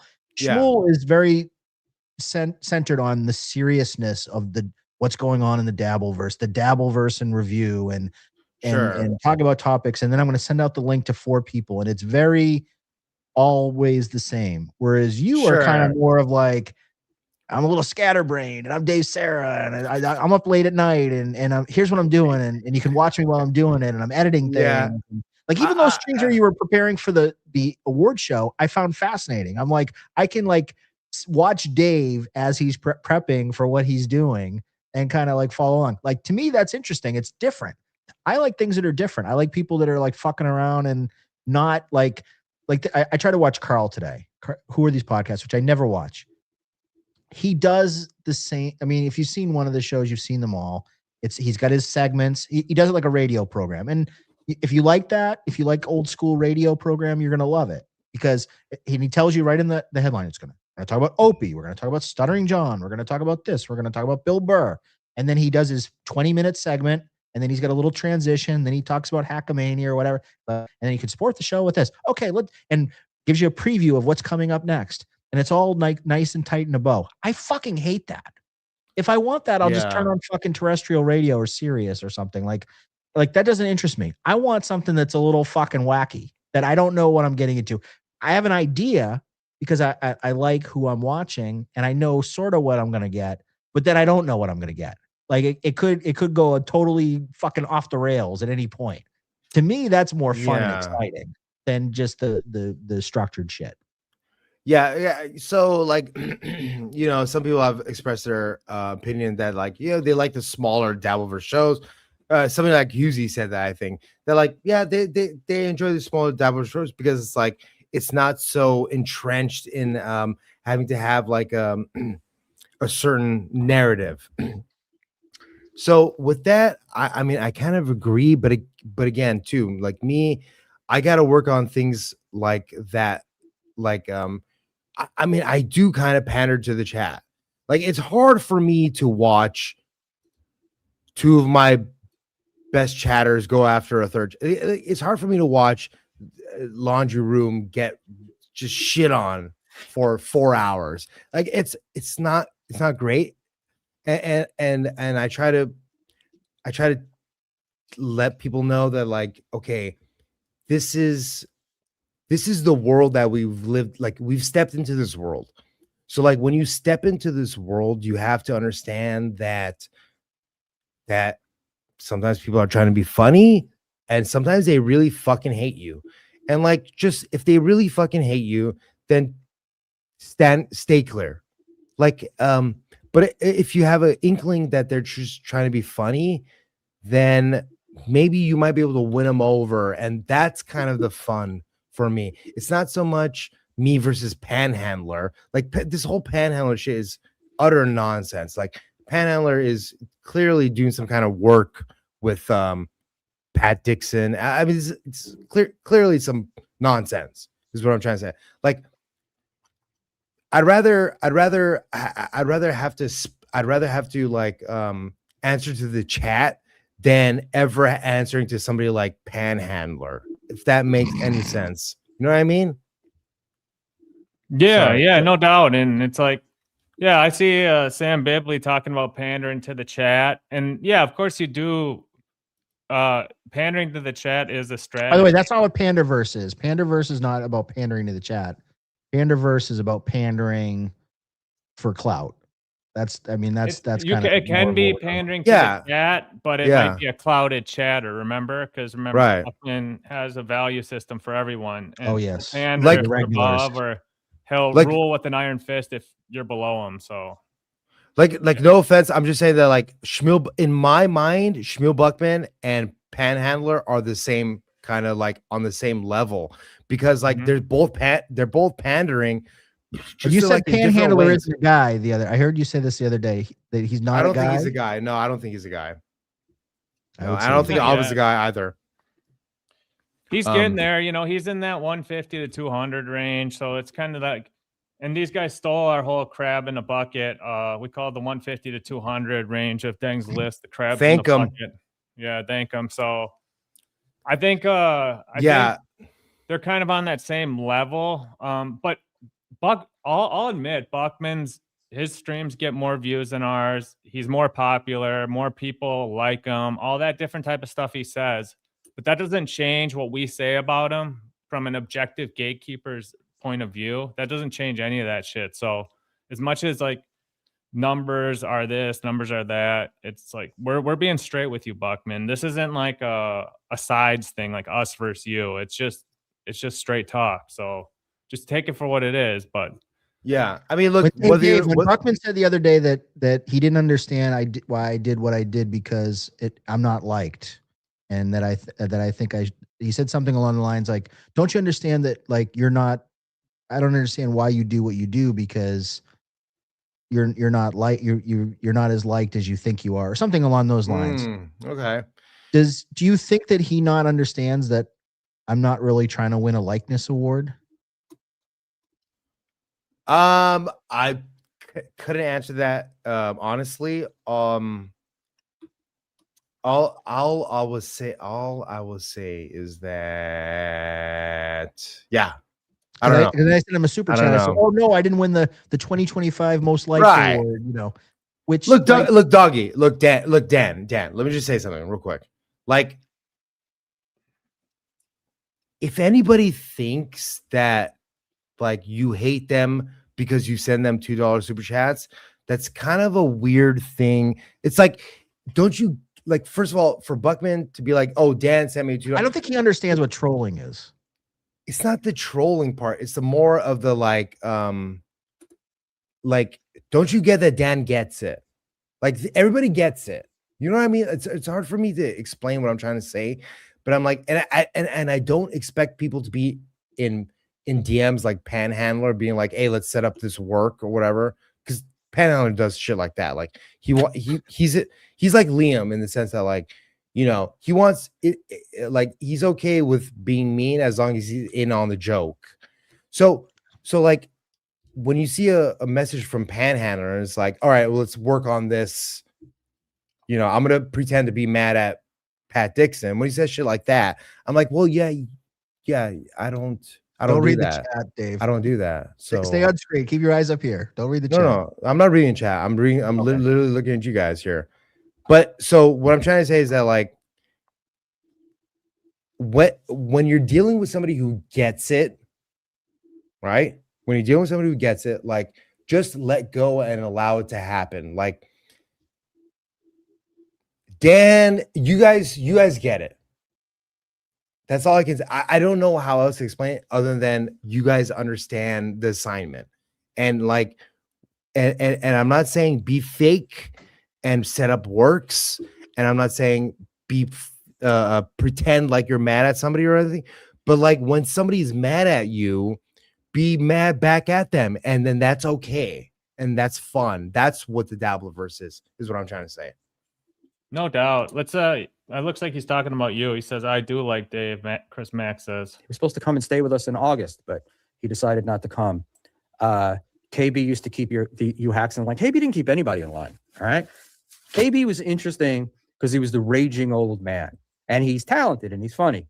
But it's just become so repetitive and the same thing over and over again. And like, how much can you ball wash for Chad? And I should stop using the word ball wash, but you know. So there he gets, 7 minutes after saying he doesn't understand what the word ball washing means. He needs it defined. He thinks it's a bad word. Anyone who uses it, it just makes no sense. Then he starts using it. But so this is his thing. He's always like he sees what you do and then he pretends he's the opposite. So we call him Panderverse or Panda, and he says we're the ones who pander. By the way, new poll I just put up. Do you know what ball washing means? Yes or no? Or in the chat, 1 for yes, 2 for no. Or you can vote in the poll. Like, okay, so can we define ball washing here? It's basically being overly complimentary to someone. Now, Buckman tried to put it's like being a kiss ass, is another term. I know it's another slang term for ball washing, but Buckman said that he was told by someone else that it's being overly complimentary, but not meaning it, only with the purposes to get ahead, which I don't agree with that like condition on the end. Like, but you can ball wash anyone for, favor, to curry favor for any reason. It doesn't have to be you're doing it out of, deceit. So yeah, I don't really like that definition he had. I think it's a little more general and it's not as serious as Buckman says. All right. Well, just to be a little quick, like, I've talked about this before. Like, so I basically ball washed Ray DeVito to be on his show so that I can climb over him and be on MLC. And that's just. Are you saying? Are you pretending you're Schmuel Buckman right now, or are you? No. I literally did that. I literally sucked up to Ray DeVito so that that's very grim. It is grim. No, and it's not something I'm proud of, but it's kind of like what it worked. It's worked. It's kind of worked. So like I followed the same thing, bro. Like I was on. I know it was through Carlos Danger, and somehow I can't climb over Chad Zubak.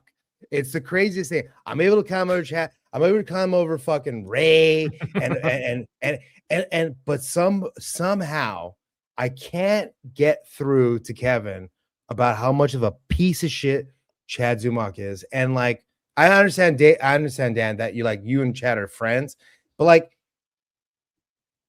I hate Chad.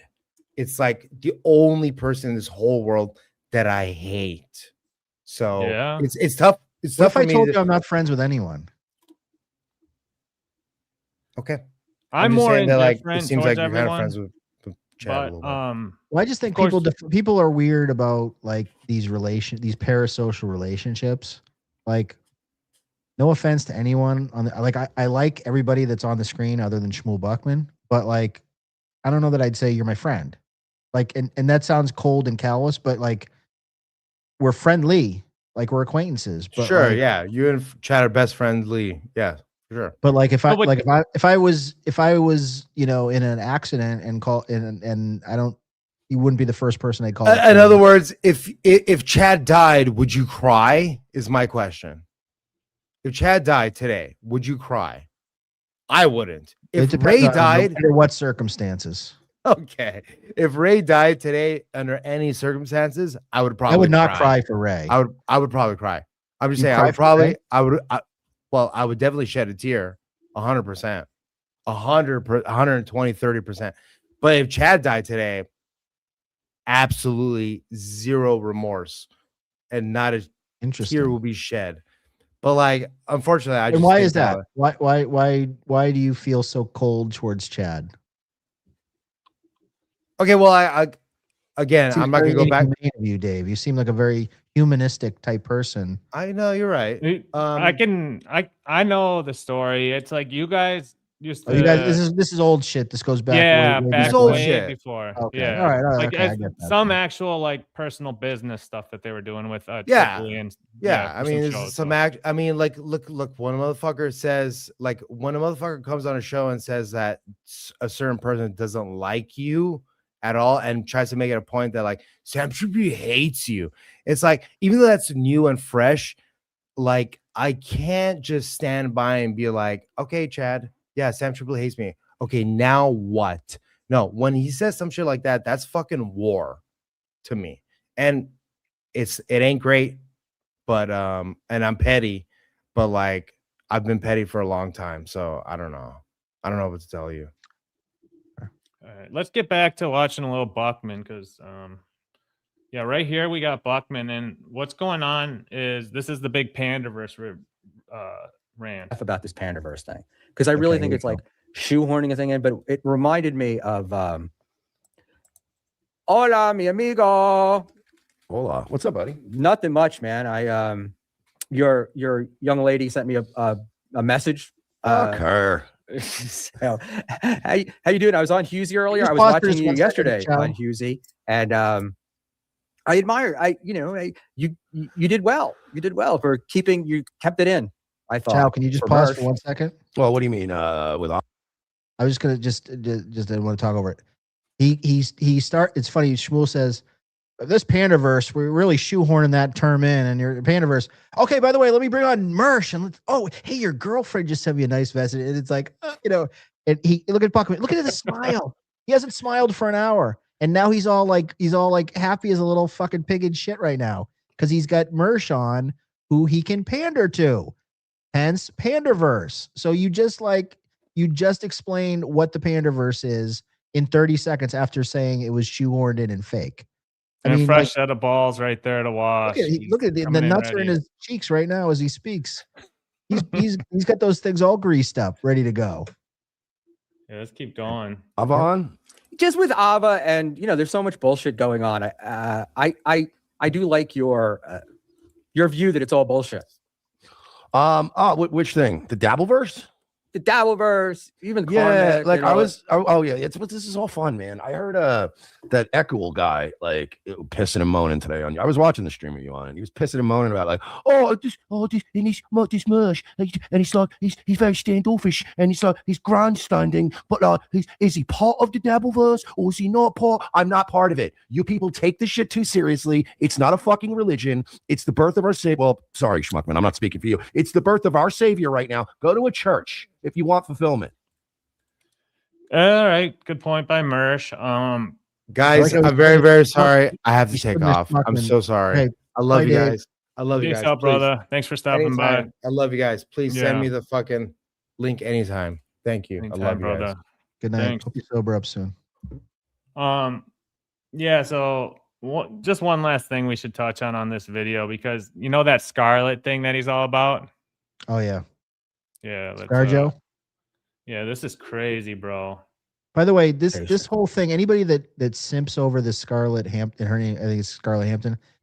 She's, if you've ever seen her on one of these shows, and I did a show where I was on a Husey with her, the girl doesn't seem like she's, you know, mentally all there to be doing what she does. I find her very like sympathetic, because this poor girl has obviously been through some shit. And anyone that, you know, and I'm going to say, people are going to be, oh, Dan's an asshole. But like, I just find it weird. Like I find it creepy too, when like Mersh sort of like simps over her or whatever. It's like, this is a girl that's got a lot of fucking problems.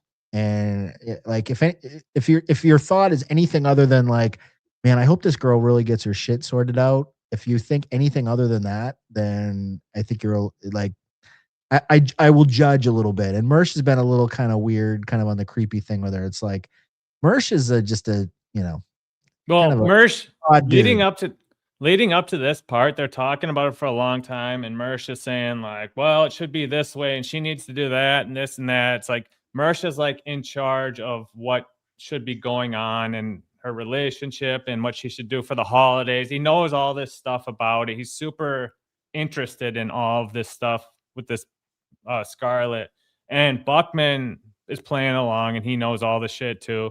But then Buckman says the quiet part out loud that Mersh and Buckman both think, and it's about trying to, you know, get with her, simping for her. So listen to this shit, bro. You'll love this. You know, of course you're having sex with her. Yeah, What? she needs help. I don't think the internet is good for. I don't think this corner of the internet is good for her. I feel like I could get her. That's how bad it is. That was when I had the choice of which Spice Girl I would take. I said, so they go. Yeah, because they sense she's very desperate, so they're attracted to that. Like that's what Buckman said out loud. Like, I feel like I have a chance of, like, you know, romancing her or whatever. So well, this is what I said earlier too. It's like he's like a 64-year-old man or whatever he is, and to be like, it's just creepy. It's like, you know, maybe just keep that to yourself, Buckman. Maybe just keep that locked away in your inner thoughts, and maybe just don't say the quiet part out loud. He always says the quiet part out loud. Panhandler. Boys, good evening, sir. Boys, hey, sorry. I hope I don't get you guys banned from the Dabbleverse. I just want to jump on. I don't know what the fuck Dave is talking about. I'm currently in a Twitter jail for who knows how long. But tell him to post the DMs. He has no idea about me and Dixon. He's high as fuck, or higher than usual. So fucking degenerate. And you could see him crashing out. What is he talking about? So post the DMs, Dave, about me and Dixon pretending to be in a fight. Dixon and I have a history. We don't like each other. There's no work here. Dave, know what this is? Dave is mad that Doom doesn't clip Dave. You just heard him say, oh, I can't get over Chad on MLC. Man, he needs attention because he's a fucking baby. I agree with him. I'm not a guy, but he's a bitch. For saying that shit, fuck you, Dave. OD tonight. OD. All right, boys. All right, YouTube terms of service. We don't want anyone aliving themselves. Oh shit, that's it. That was the thing that I thought I knew Dave didn't know what was going on, because he jumped on Buckman's show the other night and was like, it was last night, and he asked what's going on with this, and because Buckman was acting like he didn't know about it. So he was like, hey, do you know about this? And Dave legit didn't know about it. He was like head in the clouds, like, oh yeah, I don't know. So where Dave made up this thing that they're planning a work and all that, that was all just news to me tonight. But I guess Panhandler. I thought it was just people just fucking around, you know. I mean, it never felt like a work. It just felt like. And Dixon, let me just talk about Dixon for a second. Dixon is somebody who has a little bit of a quiet desperation himself. He's got a little Buckman in him too. Now with him, people know who he is. He's been around for a while, but the money is starting to dry up. There was a show recently where he was bemoaning that people weren't sending him any super chats. It's like, dude, you suck at piano. Your show is almost fucking unwatchable. The only thing that was interesting about you was the drama with Karmic and Felicia, and they're not together anymore. So why do I want to watch you for 3 hours? I'm going to talk like this and take requests and play piano bad. It's like your show fucking sucks. And I like Pat for the most part, but he's like he needs some juice too. So but anyway, I digress. Panhandler, that was talk about going on a high note. That was pretty good. That whole thing was crazy because they get mad at Panhandler for not minding his own business, but it's like Dixon watching an interaction between Mersh and Karmic. So like it's not Dixon's business either. So how he got so upset about it and like went and started screaming and yelling, have a temper tantrum over it was like it was pretty entertaining. I got to give it to him. I don't think he was like trying to he was setting out to piss off Dixon about it. I mean, if he was, that's fine, but no, like I think they do like legit have beef over just, you know, two big dogs, you know, but There's a lot of people that are fighting for. There's a lot of people that are fighting for views and fighting for money and fighting for relationships. And you mentioned it before. There's some of these people where they get all butthurt if you go on somebody else's show or you show an allegiance to somebody that you're beefing with. I know, and people said, "Oh, you're friends with Chad." Chad, it's like if you go with the wrong person and Chad's beefing with them, then Chad holds that against you, and that's something I don't like about Chad. And a lot of these guys are like that. Kevin is the same way. And it's so silly. And like, you guys are in your 40s and 50s. It's like, you know, this is not high school. But it does seem like there's legit heat there, legit beef. And, you know, so maybe Dave was off his game there on his assessment. Well, and all of it ties in together because this shit popped off yesterday and, I tagged Buckman in something about it, and I tagged Dixon, and that's where I started getting Hall Monitor of the Year award call-outs from Buckman. But Dixon actually told Buckman, like, hey, man, like, sorry, I can't do your show anymore. Can't do my show on X. So I think Buckman, as we see, we just finished the Friday stream. There's a lot of good shit, so go back and watch it if you want to be a Buckman completist. But let's move on to Sunday night because that was a real crazy one, and then we can touch on the other night where it progressively gets madder and madder at us. And now Sunday night was the day after the award show, right? Is that? Yeah, and he did one Saturday. He did another 4 hours on Saturday, but we didn't. I didn't watch that one because I was live with Stealth and Mir. So. I'm sure it was good. He had Jay Mo. He had Mersh on again. Mersh is on like every time now. Mersh is going on every show these days. You can't get away from him. He's putting in the work. I mean, no doubt about that. But TTJ in the chat. Well, there goes your Pat Dixon interview. LOL for $2. Yeah, let me pull that up for Toe Joe. Toe Joe, come on, because we're gonna watch. I'll send you the link, Toe Joe, because we're gonna watch Buckman try to muscle you and kick you off his stream, and you can come on as a filter if you want, or whatever. You know, we're not. Is he doing the coffee cup still? Yeah, I'll send this over to Toe Joe if he wants to come through, and then let's get into this one because. The first 10 minutes of the stream, he doesn't have audio as usual. Well, we can just probably. Yeah, these are the guys, right?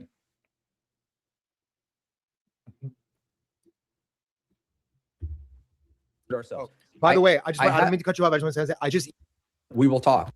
Let me set this up for you guys really quick. Sorry for the dead air. But yeah, this is kind of the start of the show.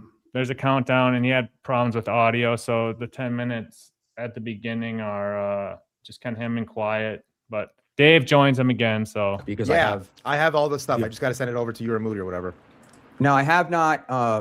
We can do it ourselves. Oh, by the way, I didn't mean to cut you off. I just want to say I just emailed you the winner slides if you want to reference any of that stuff. So there you go. Oh, thank you. I was kind of looking for that earlier. Well done, Dave. Yes, Dave, you did a great job. And I have to say, I want to give I want to apologize to Eckel, and I want to also talk about Eckel's show today, which I think we wanted to kind of clip a little bit. But Eckel did a great show with Final Boss today. And it's one of the few times that Final Boss has been able to come across.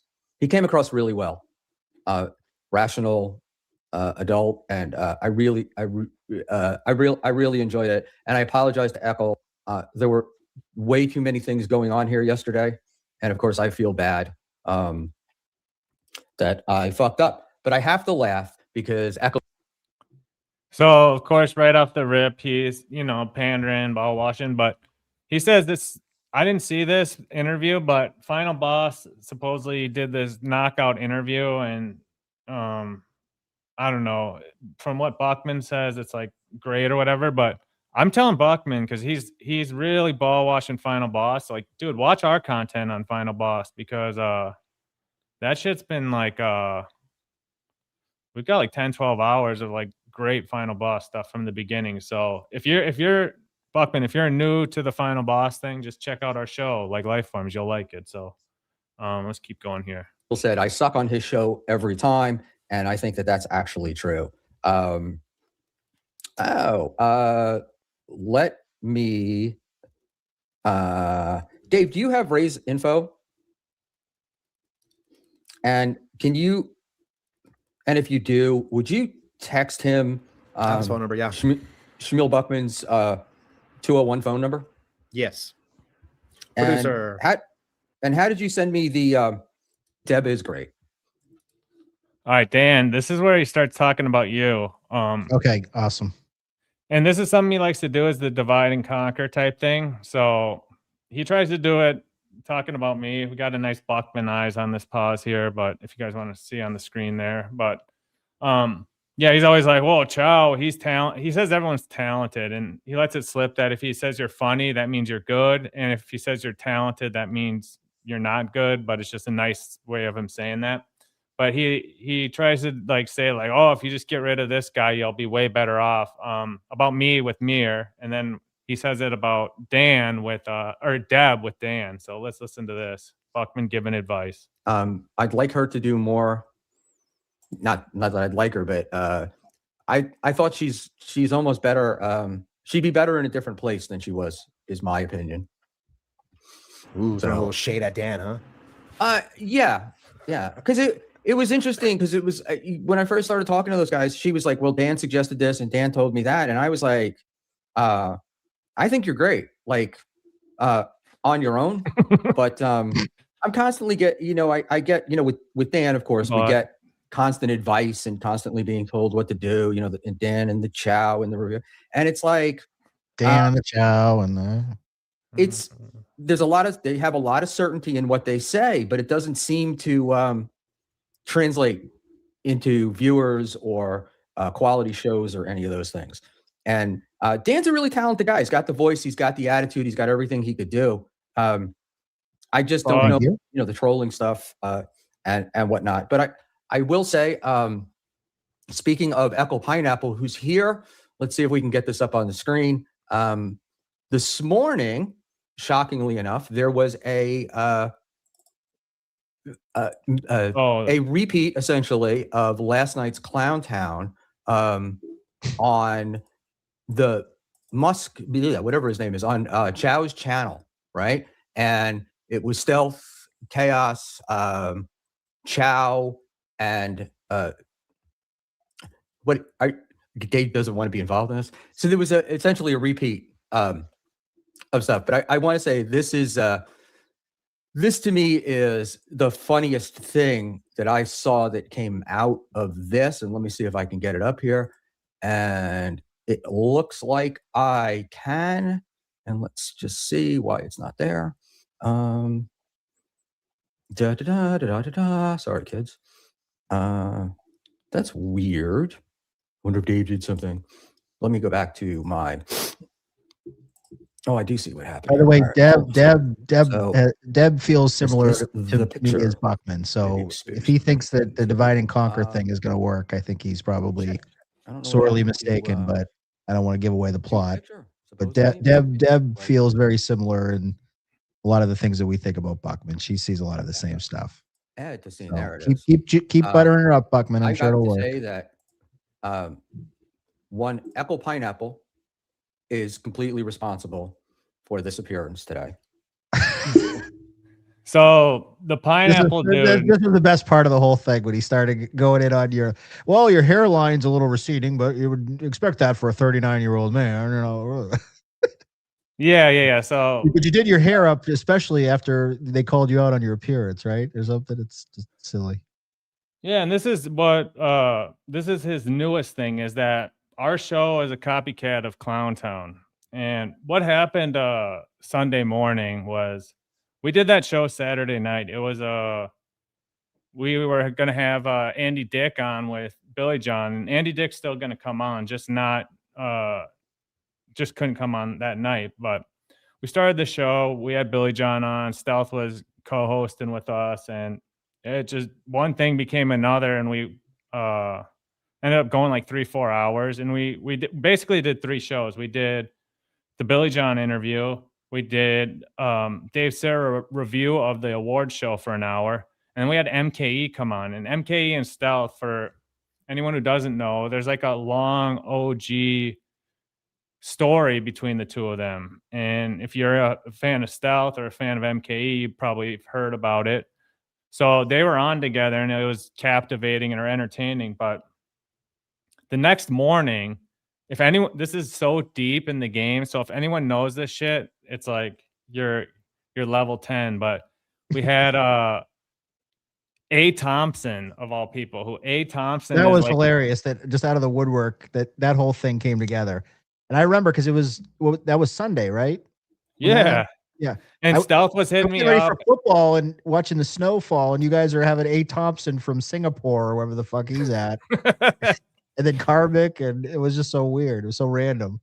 Yeah, so A. Thompson like was just fuming, and he's like, "Chow, just go live now and put the link in the chat, because no one can get a hold of A. Thompson. He's in Thailand, he's doing his thing, but A. Thompson's an OG of OGs, so he was going nuts over this shit.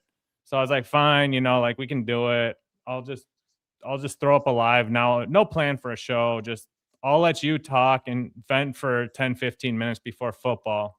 And it turned out to be like an hour of him complaining and stuff. Good pregame show. It was a good audio was all fucked Sunday. up. It wasn't really a show. Like we weren't prepared to do it. We didn't have anything to discuss. And then Karmic jumped on, which was like fine. I basically just sat there, and Buckman, a little peek behind the curtain. I have a monitor right here, and I have a monitor right here. So I'm constantly moving back and forth. But since I didn't have anything to prepare for the show, anything to pull up, any notes, I was kind of looking forward most of the time. So we ended up doing the show. It was fine, but Buckman's fixated on it, and he really fixated thought on this you picture. put a lot of thought into your appearance, and that you went and got like a barber shop, and you had your hair all done, and you put in product and changed your look and everything. Like he was really fixated on what you were doing with your appearance. Yeah, let's just play it, because I can talk about like how dope what I'm wearing is, but let's just listen to Buckman break it down. Echo was blocked by these guys, and this is my doing, nobody else's. Yeah, so this is something too, like the not showing up for the debate. These guys love flexing that they've been blocked. And that's why I did it the first time, because I was like, you know what? He took my Buckman bunch graphic and he's trying to make it his own thing. It's like, he ain't 150. I'm just going to block him, see what happens. And yeah, like Buckman's still talking about this day. Final Boss still talks about being blocked. And now Buckman's hero, Dixon, is like telling everyone to block Panhandler. It's like, now that blocking's in vogue, like it's funny because like Buckman doesn't know what to think or do. Like his programming versus like the trend of what's going on. He's got to figure out where to go with it. But Yeah, they love bringing up like that Echo Pineapple, the streamer with the pineapple cartoon is blocked by us. So nobody else was involved in this, but this is the new Chad. This is the new Chow, right? No hat, facing the camera on, straight on, head new on, Chow. and fantastic job with the hair. And I have to wonder how long he took to do the hair thing. Do notice a little receding hairline right where you can't see the mouth, but right in the middle there. But that's what happens as we grow old. All right, Dave, I'm done with that. You may come back. Panhandler fatigue. See, Panhandler, interesting question. I was listening to you tonight on Eccles show, and it's like every show stinks, right? Every person shouldn't be on the air. We got to work on giving you. We got to get you something. We got to get you a new gimmick. So there we go. Oh, look, the Klein host. The Klein host was one of the people that Schmuel Talk would not exist without his help. There we go. Ozone, he's about 15, calls himself Dr. Chow, the Mega G, dresses like that, streams every day, calling things dope. Things dope. He is dope. Yes. What did they say? The imported Japanese clothes, no watches in the background. He really did go from I think he's trying to get maybe distance himself from the Nepo baby. Oh, he's calling you a Nepo baby now? That, Nepo kid thing. But he's got even call you a crypto bro. He's that crypto bro Chow. The only reason why I don't send Echo the link is because it's like I'm gonna move forward to the where he is. They do. Like Stuttering John, for example. This is where we get into like his real anger of Panderverse. But like we said, we're about 40 minutes in, and he's basically been solo most of the time and bitching about me, Dan, and Mir. So we'll keep going from here. I'm motivated to watch him,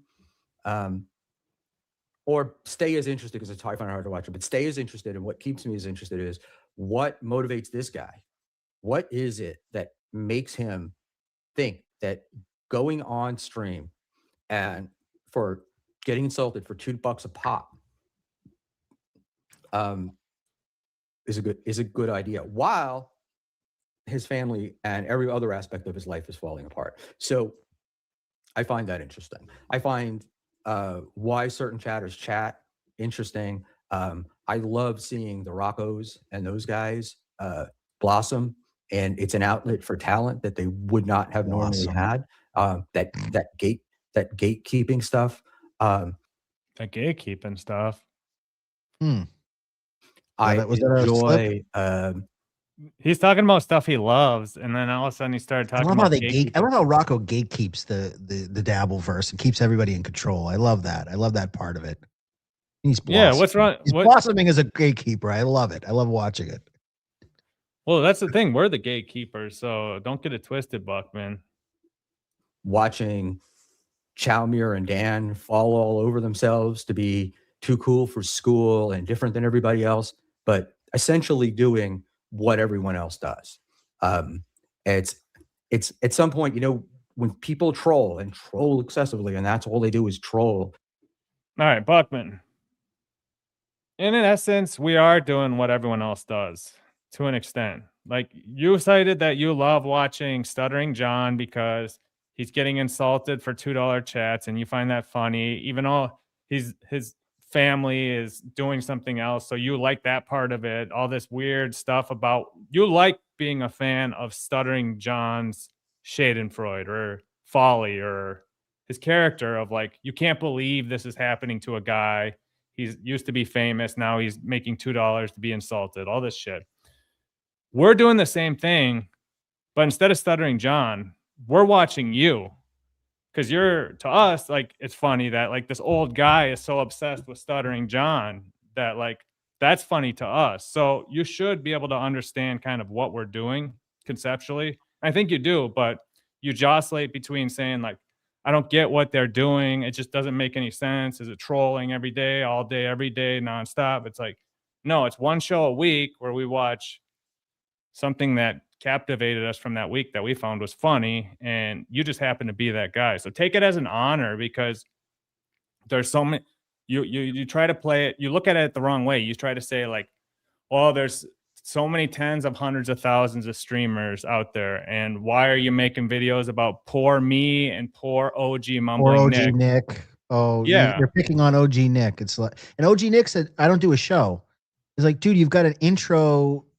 Like, in what world? I always love these guys. Whenever you say like, well, you know, your show is this. It's like, I don't have a show. It's just me messing around.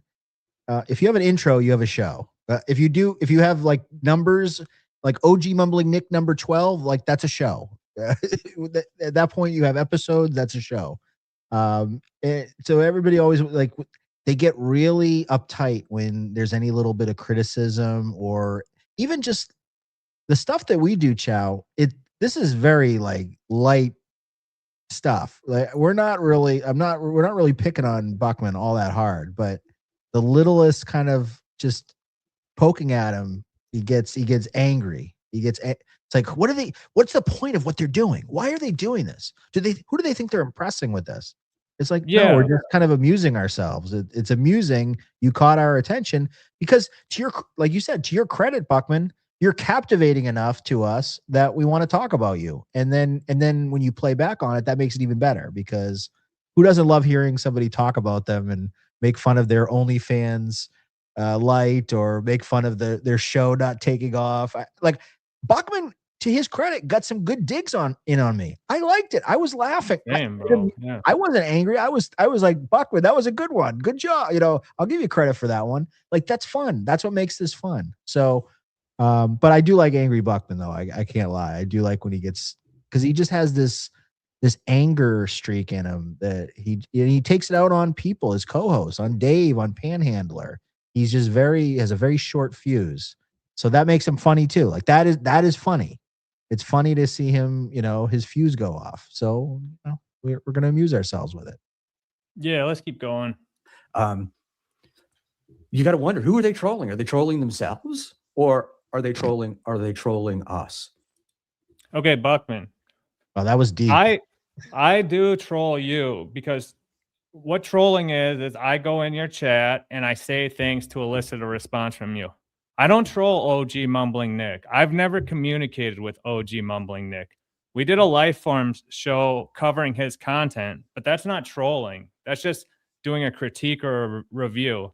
Like, actively trolling is trying to get you to engage with something I say or do. So you just need to, and this is like in the same thing. Like, I don't know who their figurehead of all these life forms, because they all talk exactly the same. I know they're in that group, that get along thing that we get all the DMs from and all that shit. It's like it's all them. They all have the group mindset, NPC mindset, with pump and dump and trolling. Like, what's trolling? But yeah, I just hope he can understand what it is that he's saying, because it'll help him like understand. He doesn't have to do a show every night saying, I just don't get it. I don't understand. I don't get this, that. I don't get that. It's funny to see how he reacts to it. Like, to your point, I've never sent OG Mumbling Nick a $2 super chat troll, or if I did, maybe I did it once and it wasn't anything major.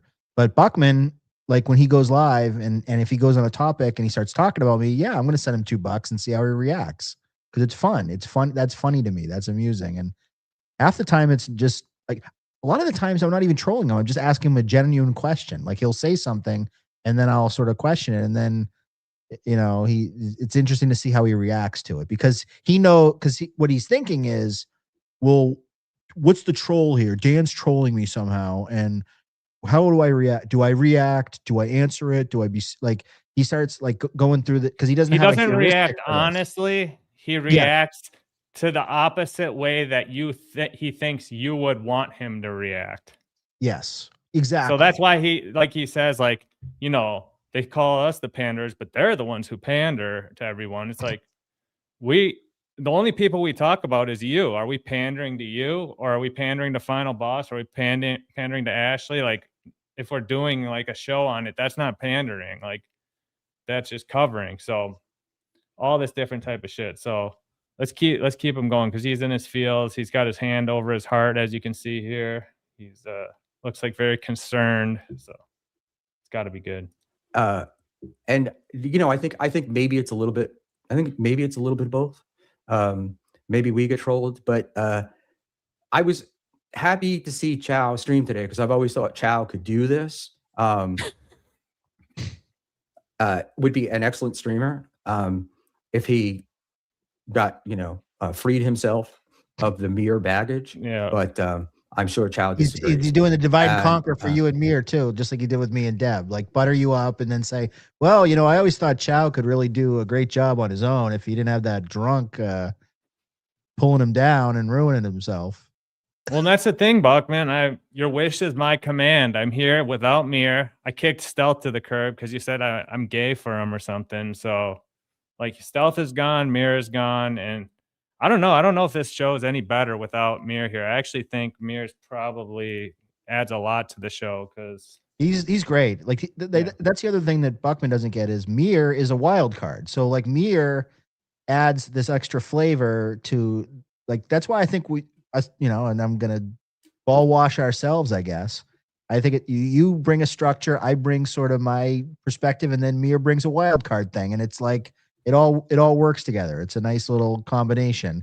And yeah, we do a little bit of lighthearted trolling / making fun of people, but it's, I mean, like if you think this is bad, I mean, it can get a lot worse. Like we have a heart of gold here, Buckman. We love you. We want to see the volume back and forth. I like this. I like that we got a little thing now, and I'm sure Buckman, if he's not watching right now, I'm sure some of these little clips will get back to him, and I'm sure he'll pull the transcript up and look for every time we talked about him and see what he'll definitely check out the part where Dave came on. He's definitely going to want to know what Dave said.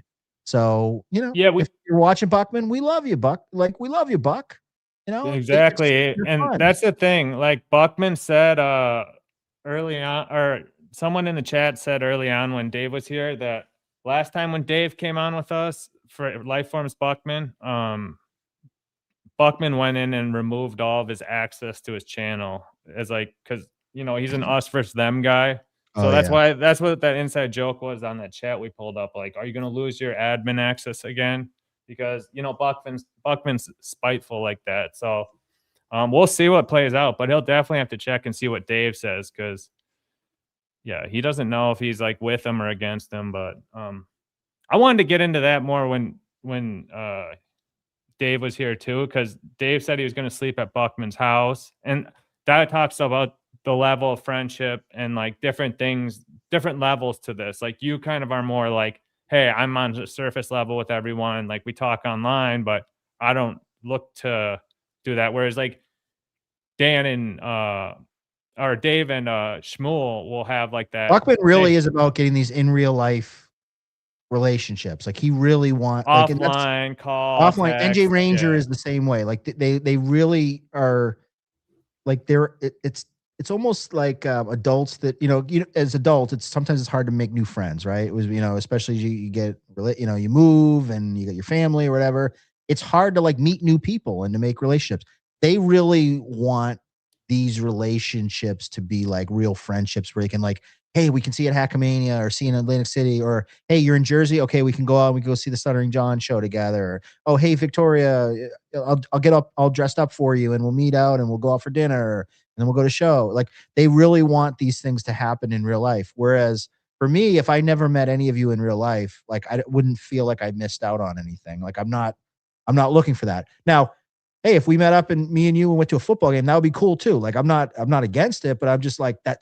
That's not like the end game. My end game isn't to like, oh my God, I got to make a whole new friend set. And like, I really want to be really in part of this relationships in this world. These guys really want that. And Dave a little bit, but Buckman, this matters to him. Like he wants to have these friendships and he wants to network. Part of it is he wants to make money and be a clout chase, but part of it is just like something in his life is missing from like he doesn't have enough going on in his real life. So this is like a hobby that's more than a hobby for him. He wants this group that he can create, and that's That's a really important thing to Buckman, and it comes out with a lot of this why he's so serious about everything, because this is personal to him. Yeah, yeah, and I have reasons why I think he kind of escalated in the 3 episodes I watched, like namely the Pat Dixon thing. I posted that granny thing, and I made a couple posts on clips on X where he kind of took it personal. So let's keep listening to him rant though, because I have been willing to discuss it and willing to talk about it. Chow's had dozens and dozens of offers to come on this stream. It was proposed to me first that I debate for. Do you think I've had dozens of offers to be on his stream? No. I like it. I like going with that lie of like, yeah, I've turned you down at least a dozen times, maybe 2 dozen, because he said dozens and dozens. And I don't know if it was on this stream or the next day, but somebody in the chat said, send Dan the link, because he was talking about sending the link to all these different people. Yeah, and then it's he did coming like, up. I'm not going to send him the link, but this time, but I'll consider it in the like. It was almost like he was like withholding something that I really wanted. Like I really wanted to go on with him. It was just very. Is that on this one? I think so. I'm gonna play it for a sec. I'll be right back. Okay, sure. Just let it play. Yeah, lack of a better word, have a one-on-one across the table from $2 Dan, and he demurred, didn't want to do it. And then Chow apparently did, and that was all set up for Friday, all ready to go, and Chow got a flat tire. And then, of course, got his buddy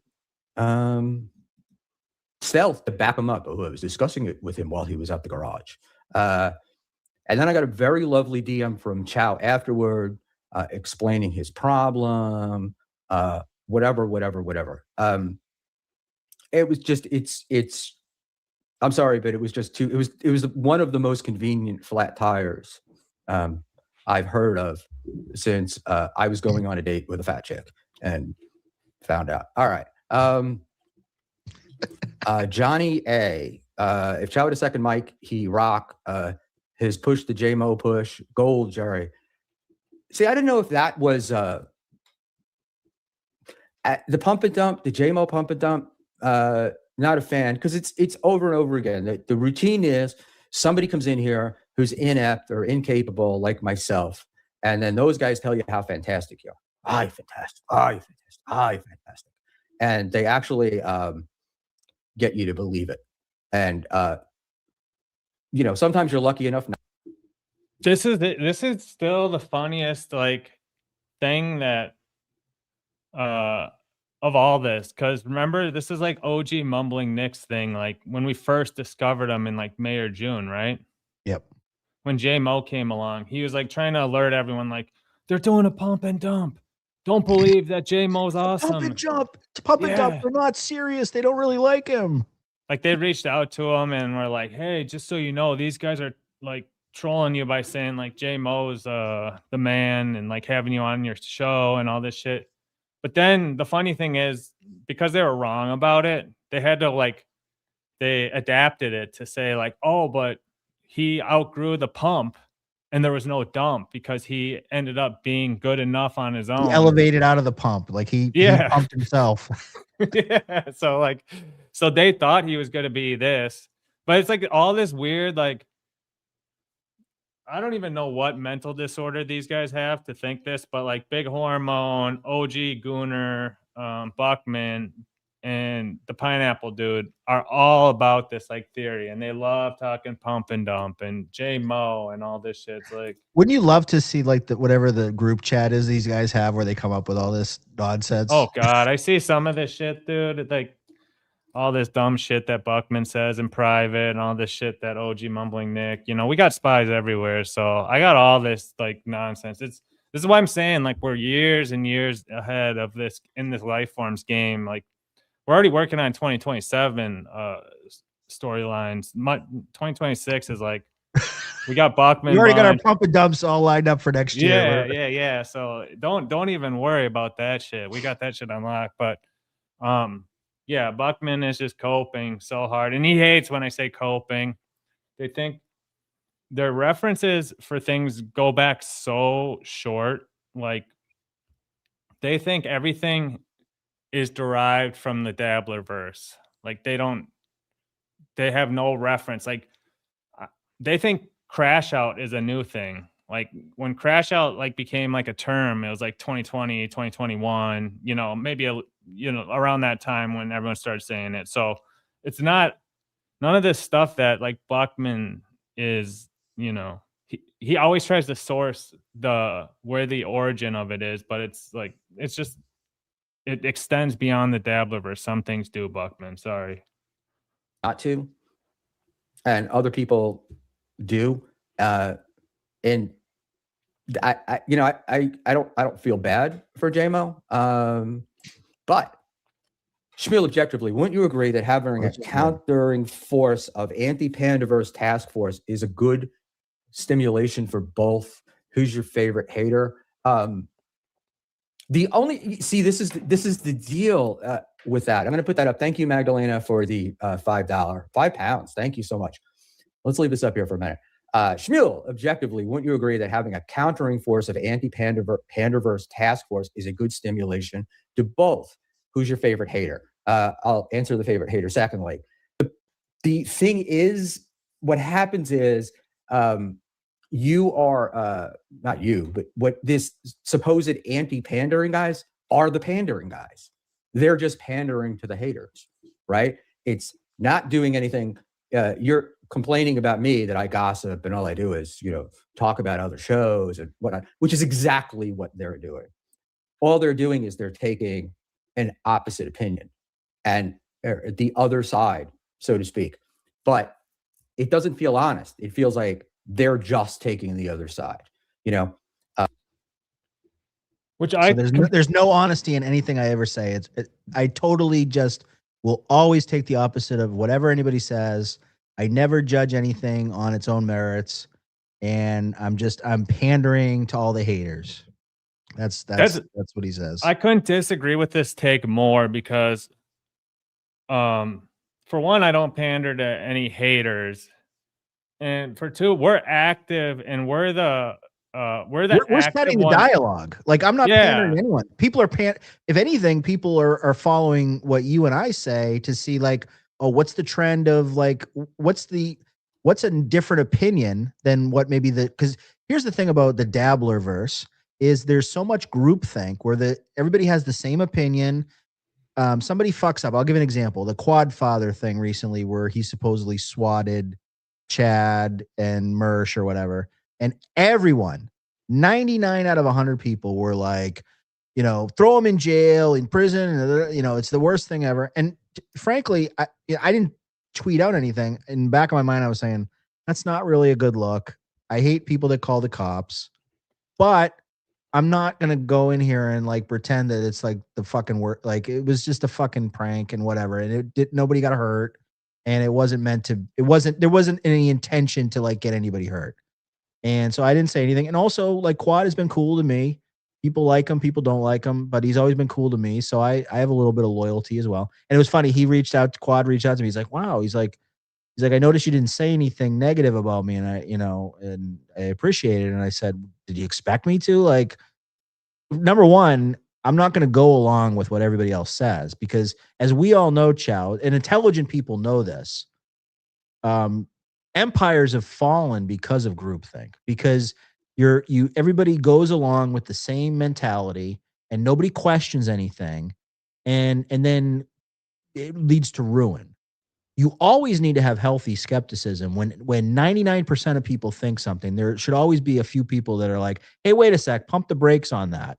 Maybe we wouldn't have ended up in Afghanistan and some of the other fucking places if some people had done that. But that's a whole other thing. But to the thing about Buckman and to your thing about it being a bad take is I'm not like reading the tea leaves and saying like, oh my God, let me say exactly the opposite of what everyone else is thinking. Because there are a lot of times where I do agree with what a lot of people are saying. But then there's sometimes where like, and the biggest example is Buckman can't see like Tukey for me is the lightning rod for a lot of people because there are so many people for whatever reason because he's a nice guy, or they find his act funny or whatever, and he's a talented guy. I like him, and he seems like a personable guy. I'd love to meet him in person if I was at one of these events, I'd like to do something with him one of these days. But if I think something he does is dog shit, I'm gonna say it's dog shit. There's been a lot of stuff because he does like he's got he's got 10 different alter egos. He does a lot of things. Some of them are good. The puppet thing is actually good. Okay, like it's not for me, but it's popular. Then he does this stuff that's hack, like the God thing or the KB puppet. The KB puppet was funny like the first 2 times he did it, but then it's just like, okay, like I get it. Like it's like a bad SNL skit. It's like, okay, you're beating me over the head with it. I get it. It was funny the first time, and it's not so funny anymore. The God thing was hack to me. But oh my God, people are like, we should nominate that for awards. I was like, whoa. Like, that wasn't that funny. Like, there was no originality to it. A million of other people have done things like that and done it better. But because you like Tukey, because you're friends with him, because you want to do stuff with him, you're afraid to like say like, Tukey, between you and me, that wasn't your best work. Like, maybe stick to the puppet or stick to the fucking wrestling mask. But Buckman sees that as an affront. Oh my God, Dan thinks Tukey sucks, and Dan wants to be the contrarian, so he's going to call out Tukey. No, I'm going to say like, I didn't like that. I thought it sucked, and I'm not going to pretend that I did like it just because I like the guy. But Buckman can't see that. And that mindset is more in line with what he's saying. Is like, at least that's more in line of like, you're calling out a popular guy. So in his mind, he could make that mistake. But I'm saying, like, for me, like, Tukey asked me if I could do a weekly thing on his show like a month ago, and I was kind of like, it's not really my thing right now. I'm not interested. And he wanted me to come in and say who was the best and the worst for the week type bit thing, and because I think his show was whatever. And it's like, I'm just not interested in that. So when we're covering something in Lifeforms, or we interview someone, we interview a musician who no one's heard of, or a comedian that no one's heard of. We had MJ Murphy on 2 years ago. Everyone's freaking out about her now. We have like all these people. We have Crip Mac on. We have Billy John on all the time. So like, they're not Dabblerverse people, but we seek out who we want to watch and talk and cover. Namely Buckman. Like, I'll never say I'm not like a huge Buckman fan. I've been watching Buckman basically since day one. I've seen almost everything he's done. He's never seen, according to him, he's never watched anything we've done. So I have more of Buckman than he's seen of us. 100%. Yeah, I have a much more nuanced and well thought out opinion of Buckman as a character on his stream and all the things that go into his aspects of his show than he does of us. So, but we don't get twisted like Buckman, where it's depends on every day there's a new Dabblerverse drama news story, and every day you have to take a side. So you're either on Matt Mead's side, or you're on Mary Jane's side, or you're on Scarlett's side, so I just don't follow any of that shit. So I don't try to pretend like, like this is good or this is bad if I'm not interested in it.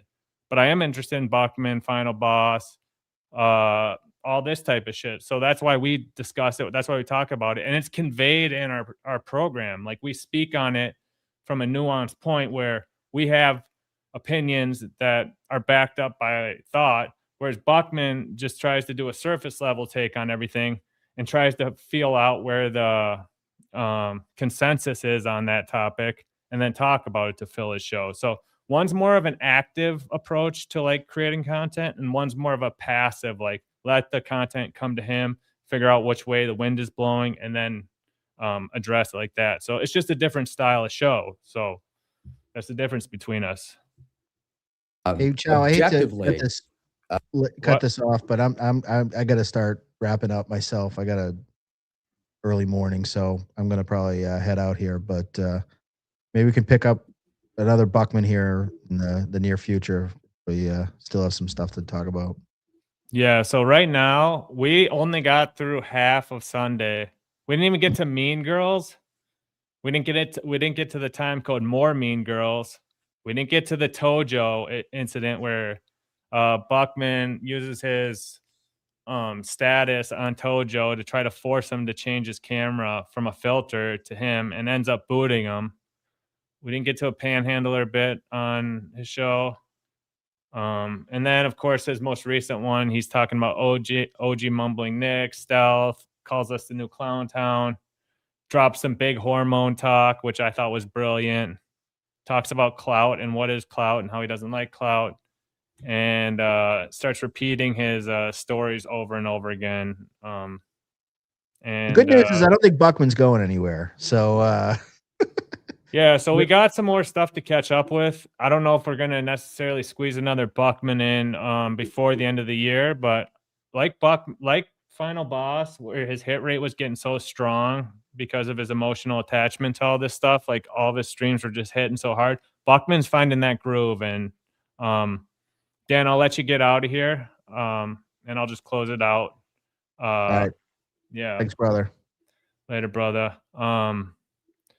Yeah, so this is one that kind of got cut off halfway through, but Buckman is going to be that guy. He's that guy going into 2026. And he's so good right now that we actually even made a drop of him. So if you're a Mere Musk guy, as we start covering more of these Pandaverse guys, we're gonna realize that this is what's happening. I guess I'm the panderer in charge.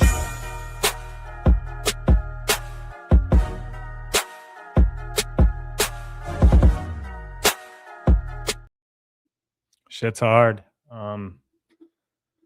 With that, I guess we'll call it a night. If we don't see you till after the holidays, Merry Christmas. And until then, peace.